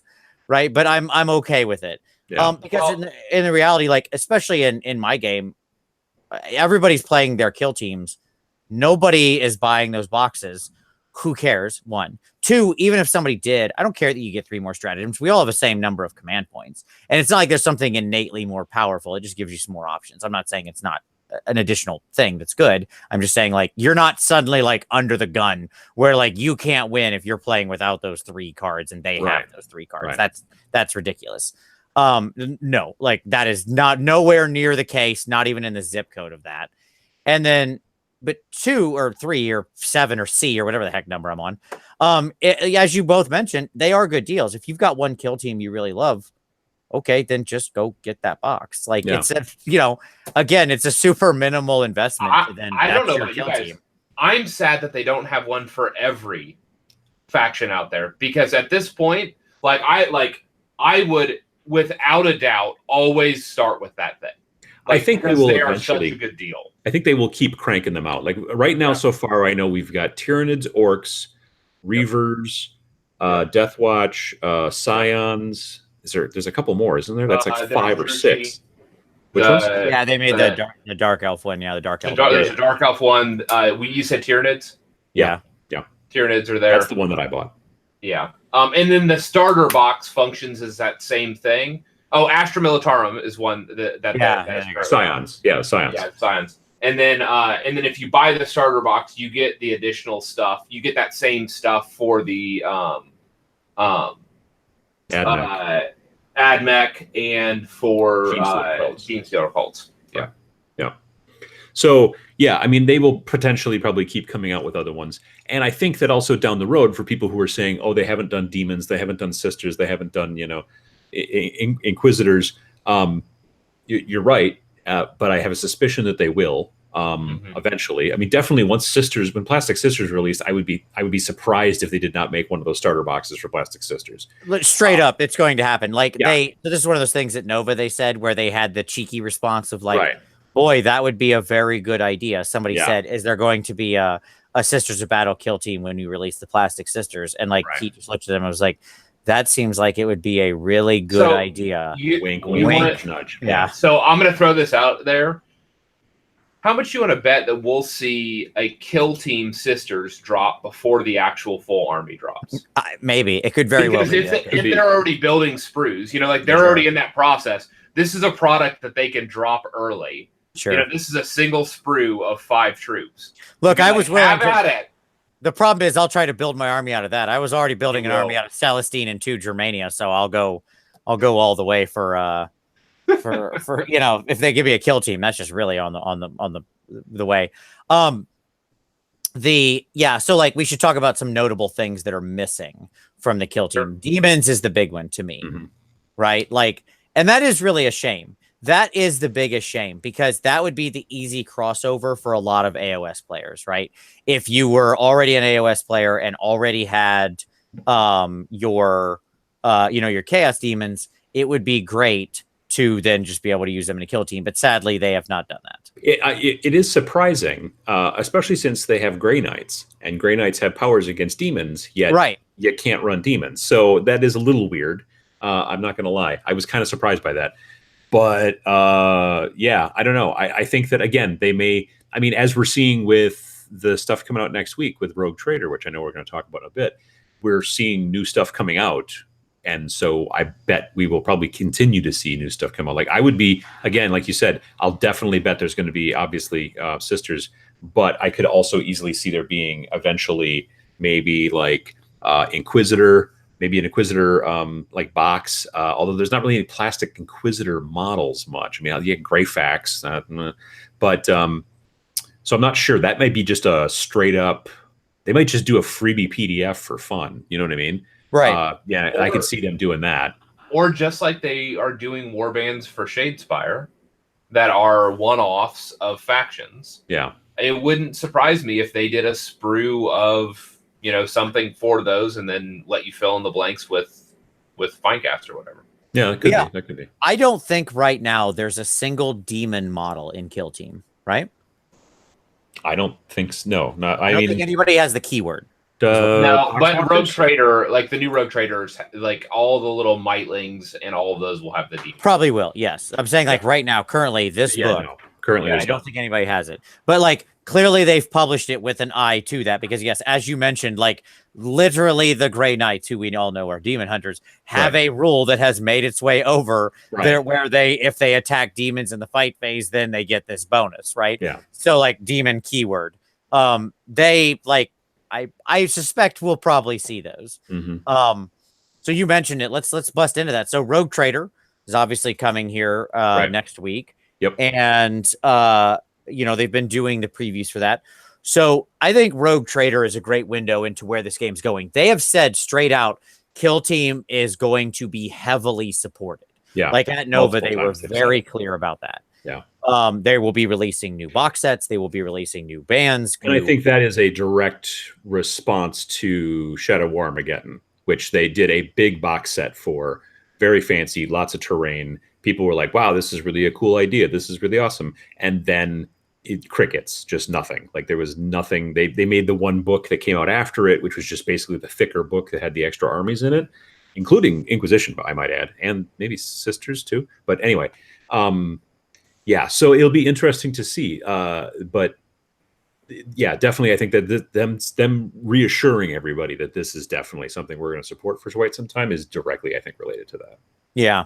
And so Rogue Trader is the first step in that. Rogue Trader gives us, like, first of all, there's a couple new battle zones and that you can fight like on their escape pod ship. If you haven't watched the trailer, highly recommend you watch the trailer for Rogue Trader. Best trailer GW's ever made. It's the Cowboy Bebop trailer, as I call it all the time. It's fantastic.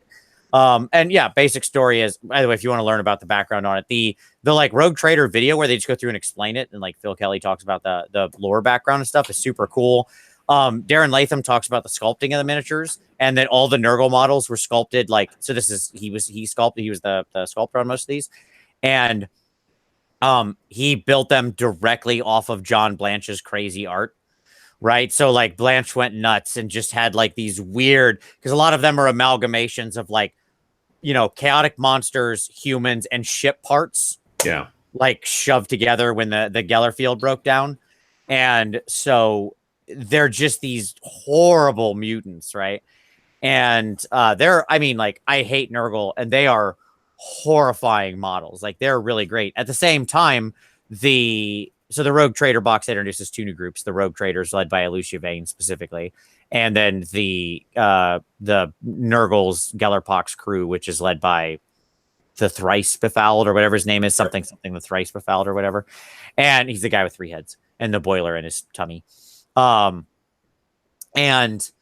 obviously the good guy kill team has a dog, which there's a wonderful outtake at the end where he talks about the genus of the dog that they have and how dogs are classified as like they're like Canisiums or something, and they're an ancient species from Terra, and they have unique abilities to sniff out and identify imposters and you know, demons and stuff like that. And They also hold the secret to the universe's ultimate question of who is a good boy.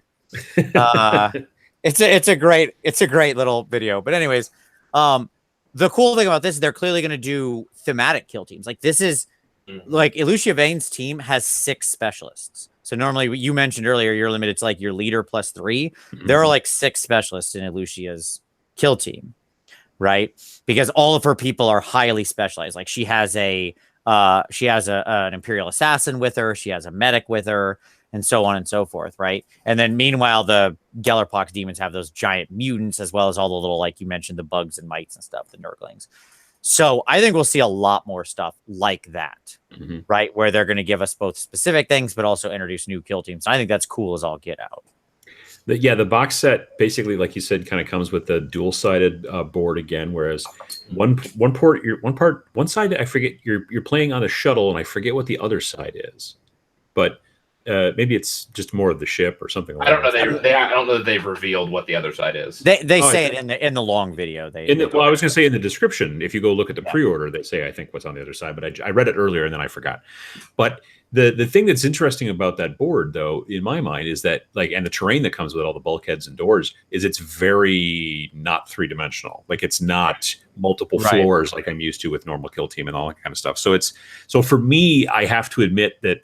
Like that's a reason why I'm not super interested, but I can see where they're going with it. But then it's also like, and I generally like Blanche's work, but I don't aesthetically enjoy the like Gellerpox kind of models and stuff like that. They're very dynamic. They're very well sculpted. They're probably technological marvels as far as from the world of actually figuring out how to make them happen and modeled and all that stuff. But I don't know. There's just something about them. I'm just like, nah, I don't see myself painting those. Mechanically, they're interesting too because there's not a single range attack in that entire warband, and they said that. Like that is all melee. It's all close quarters. Well, Nergal, so that kind of makes sense, I guess. Right for the Gellerpox. So that could be Terrifier. Put that out on a big 3-dimensional board and see how well they fare. Yeah, no, that's a good point as well. That's certainly. I mean, honestly, if anything, it seems a little bit almost kind of like, without the modularity, it seems a little bit like Space Hulk. Like you've got you're fighting on a ship. You know what I mean? And you've kind of got that. You don't have the hexes and all that kind of stuff, but you're fighting more on a ship and working on it that way, which is cool. But it is like when they announced earlier in the year. Kill team, I was like, oh, cool. And then they said it's not going to be 8th edition though. I was like, well, that's weird. And then when they said, oh, like right after they kind of announced more about kill team, and then they said, oh, and also we're going to be doing Rogue Trader, and I was like, wait, what? Why would you even? Because it seemed like they were just doing another box set of a completely separate thing. Right. And then it was once they finally really announced Rogue Trader or Kill Team, and then said, "Oh, and Rogue Trader is going to be an add-on." I'm like, "Okay, cool. That's a smart way to go about it." That being said, Rogue Trader does require that you have at the very least the main book for Kill Team. It is not a standalone game. So just for who we're thinking about, though, I just really like Rogue Traders. I'll just get that instead. You still need the main book. So yeah, definitely. What I want an expansion of exactly. Yeah. What I really want is just for them for when, and this will happen eventually. Eventually we'll get those crews themselves as individual boxes. Like it won't be. It's not going to be initially because they want to sell the big box, right? Which is fair. But like, I can't wait until I can just buy like Elucia Vane's crew as one of those Kill Team boxes, right? And stuff like that. So yeah, that'll be sweet. Yeah. I think they are. I really like the human looking models. We don't get a lot of like interesting sort of military clad non-guardsmen. Yeah, in the world. And like these guys are so neat. Like the sort of like bespoke pseudo-religious, pseudo-military, like this weird explorer culture that they've got, and like that very like future gothic look. I don't know what else to call it, right? Of the sort of aesthetic of 40K is cool when applied to those kind of civilian aesthetics, right? So those dudes just look freaking great, I think. Like, as a matter of fact, I'm with you. Like, the Gellerpox dudes are way too gross for me. I can't even begin. Like, there's no universe where I want to paint those guys or touch those guys. Oh, those are getting painted. See, Yeah. and I don't. It's not even that they're gross because I'm a Nergal fan, but I'm very Sure. specific about my Nergal. Like I like Blight Kings, I like stuff like that. The kind of smiling, laughing, kind of farting little Nerglings. I'm not interested in that kind of comic relief for Nergal in general. But like the Lord of Decay, The only part I like. Yeah, no, the stuff that's the stuff like the Lord of Decay, the Blight Kings. Those guys are super cool to me. These go even beyond that, and there's just a lot. I think it's because there's a lot more mutation and a lot less disease. I don't know, which is weird, right. But there it is. And I don't know. It's just a lot of like, well, I've got one arm that's 3 times bigger than the other one, and that kind of stuff. And I'm just like, it just did not necessarily initially grab my attention. So there's that. And also, again, I still really prefer the more 3-dimensional stuff of regular Kill Team. So I'll probably just stick with regular Kill Team. But I'm really glad that they're doing this to kind of bring different play styles to the same kind of Kill Team style game. Yeah. And like, I mean, there's obviously no reason you can't use these kill teams in your normal games against your other kill teams. You know, that's just. Oh, yeah, absolutely. And so that's why I just want the crew, because I'll pick that up, and then that would be a fun thing to roll. That's rather unique. You know what I mean? I think that is a kill team box, like starter box I would buy 100%, like Elucia Vane's crew. I am excited to see what other stuff like that we get. I hope they keep exploring corners of the 40K universe, like through these kinds of like little one-off box releases or stuff like that. Like I hope we keep getting unusual kill teams from outside. I think this presents them a really cool chance to explore the world beyond the sort of just grand military clashes we've come to know. Well, the 40K universe is so big. You know, right? There could be a kill team, another expansion box, kind of like Rogue Trader, coming in the future that is basically demons versus Inquisitors. I mean, maybe the reason we're not seeing book when and we're there's really much in the way of quitters is because the box coming in, like say, to be particularly just regular that we've already got, but then pulling screws of plastic with some maybe gray facts and like and that's coming that'll come into the box. That would be open for interesting. Did Adam go robotic for you, Tom? He did. Yep. He come through normal for all that. Yep. Okay. He went kind of robotic there, and now he's less frozen. Yep. Like that. We lost Adam. You're a robot. We lost Adam. Oh, the Inquisition came after him. He nailed it. He nailed this is redacted. And the Inquisition was there. Took out his internet. Yeah, exactly. Immediately. They were like, boom. Strike hard, destroy fast. We'll see if Adam recovers soon. But I think basically most of you're still doing it to me too. You're pixelating, roboting. So I don't know what's going on. Okay. Tells me it must be boo. GW, shut this down. Yeah. I can just time. No, yeah, it is. Oh no! They say I'm the only one left. All right, Tom. Then bring us to a close. Call it there. This is good. So here's the deal. I was a resolute AoS non-40K fan, but I got a taste of Kill Team, and it is fantastic. Everything that I've looked at, I've enjoyed. I've dropped a metric butt ton of money in the last couple weeks, picking up stuff, assembling boards, and so if you enjoy building terrain, if you enjoy building small customized warbands, if you enjoy campaign play, this game is definitely for you.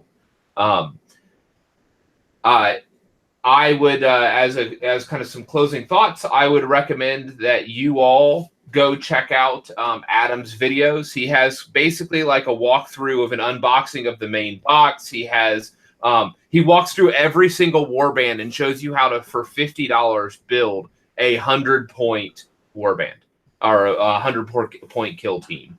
And so this thing is made for customized campaign narrative gaming, and it is fun. So go grab some friends, grab a couple boxes, grab some cereal boxes for terrain if you don't already have some, and roll some dice. This is definitely a game for you.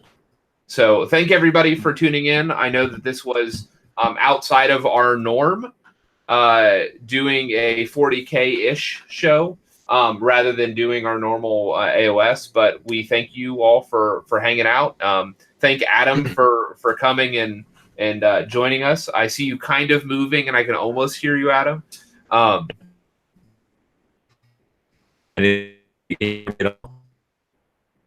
Well, still don't really understand you, but thank you for coming. We really appreciate it, and we will definitely have you back again. Hey, folks, thanks for joining us. We will see you next Wednesday.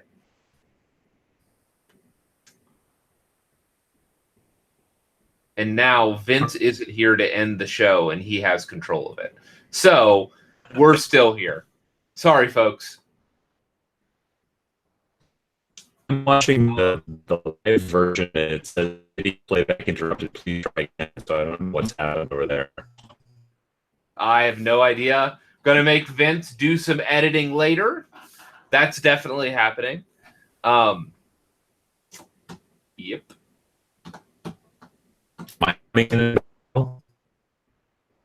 Well, I'm gonna just hang out and talk. So, no, I'm not gonna hang out and talk. Do I sound like a robot now, folks?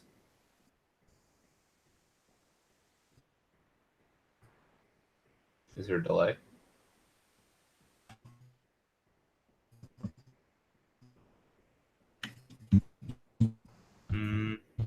Nope. So I don't sound like a robot. Sweet. Okay. So, what do we want to talk about? So for those of you that are going to be attending, I know that this is only going to be a couple of you. Holy Havoc, Vince and I will definitely be there. And we will probably have at least one kill team table, if not 2 kill team tables. So we'll have when we'll be bringing our kill teams. So if anybody wants to try out kill team and they're going to be at Havoc and they've never played, we'll definitely have stuff there for that.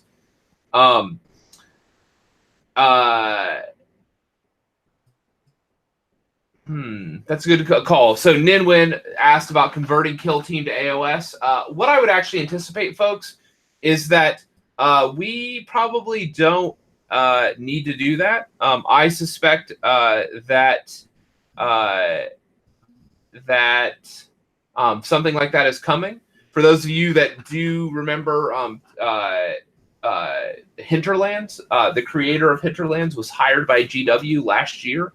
And he's doing some game design. I believe he was starting on some 40K-ish stuff.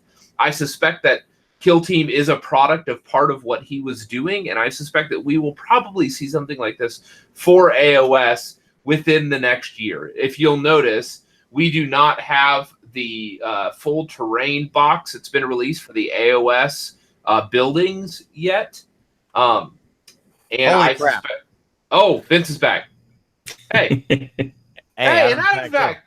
Woo! I appreciate the show, folks. The Inquisition purge has been lifted. Good Lord. What was that? That was ridiculous. I don't know. Like, evidently I was going all robot-y, and I could hear Tommy the entire time. Like, it was never a problem. Yeah, he never went robot for me, but it just happened. That's amazing. My internet's been the one that's been the problem recently. So, I ended the show. We can keep talking if you guys want.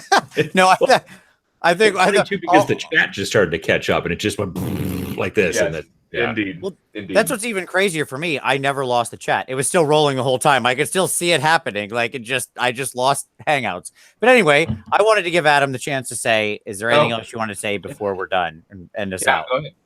Not particularly. I just, I hope that if you're interested or if you've been 40K curious, as we said before, and you're interested, it's, I think, a good place to start. If you used to play 40K and you don't anymore, but you still got a bunch of models laying around, you can easily dust them off, maybe strip them and start over and paint them and kind of go that direction. It's a fun game system. It's got depth to it, but you can also play it for fun and easy. And yeah. It's cool. Totally agreed. Like it is a great way to have a simple, quick game that you can also expand and get a lot of different interesting action out of over time. It's a great way to experience a little slice of the 40K universe without needing to go buy, tons of miniatures and give yourself a daunting new project. 5 or 8 minis, play with some color schemes you never played before, some minis you never played before. Here's a fun thing that Tom mentioned. I don't know if you maybe mentioned this, but Tom really never painted much sci-fi miniatures. Like I, played 40K for a long time and all that. And Tom was like, oh man, these guys are really fun to assemble with all these guns and stuff. I've never had to paint or look at like guns and stuff before. I'm like, look at all these grenades and pouches. This is amazing. Yeah, just like brand new things to play with that you just aren't on other miniatures. Like you don't have the fun of plasma weapons.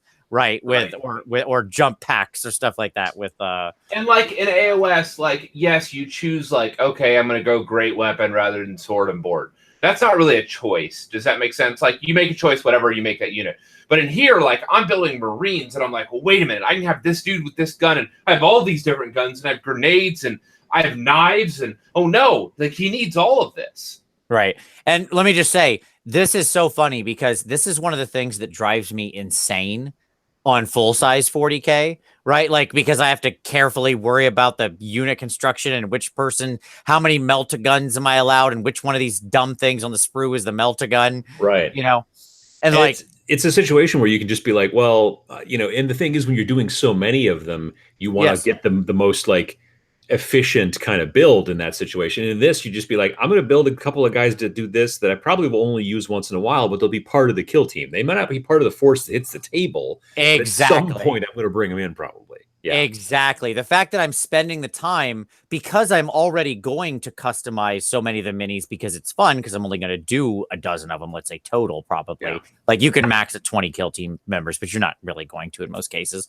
I don't mind spending the extra time to check out and do some cool weapons and get some bespoke things because I have the time in the project. I don't have the sword of Damocles of the 10 units waiting behind this one to get done. Right. Yeah. So yeah. Absolutely. All right. Well, there you go. That brings us to the end of the show. Adam, thank you as always, buddy. Good to hang out. Appreciate you coming on for this. Thanks for having me. A pleasure as always, and we will definitely have you back in the future. As always, for all of you, thank you very much for watching. Appreciate it. And as always, we'll see you next Wednesday. Thanks, Tom.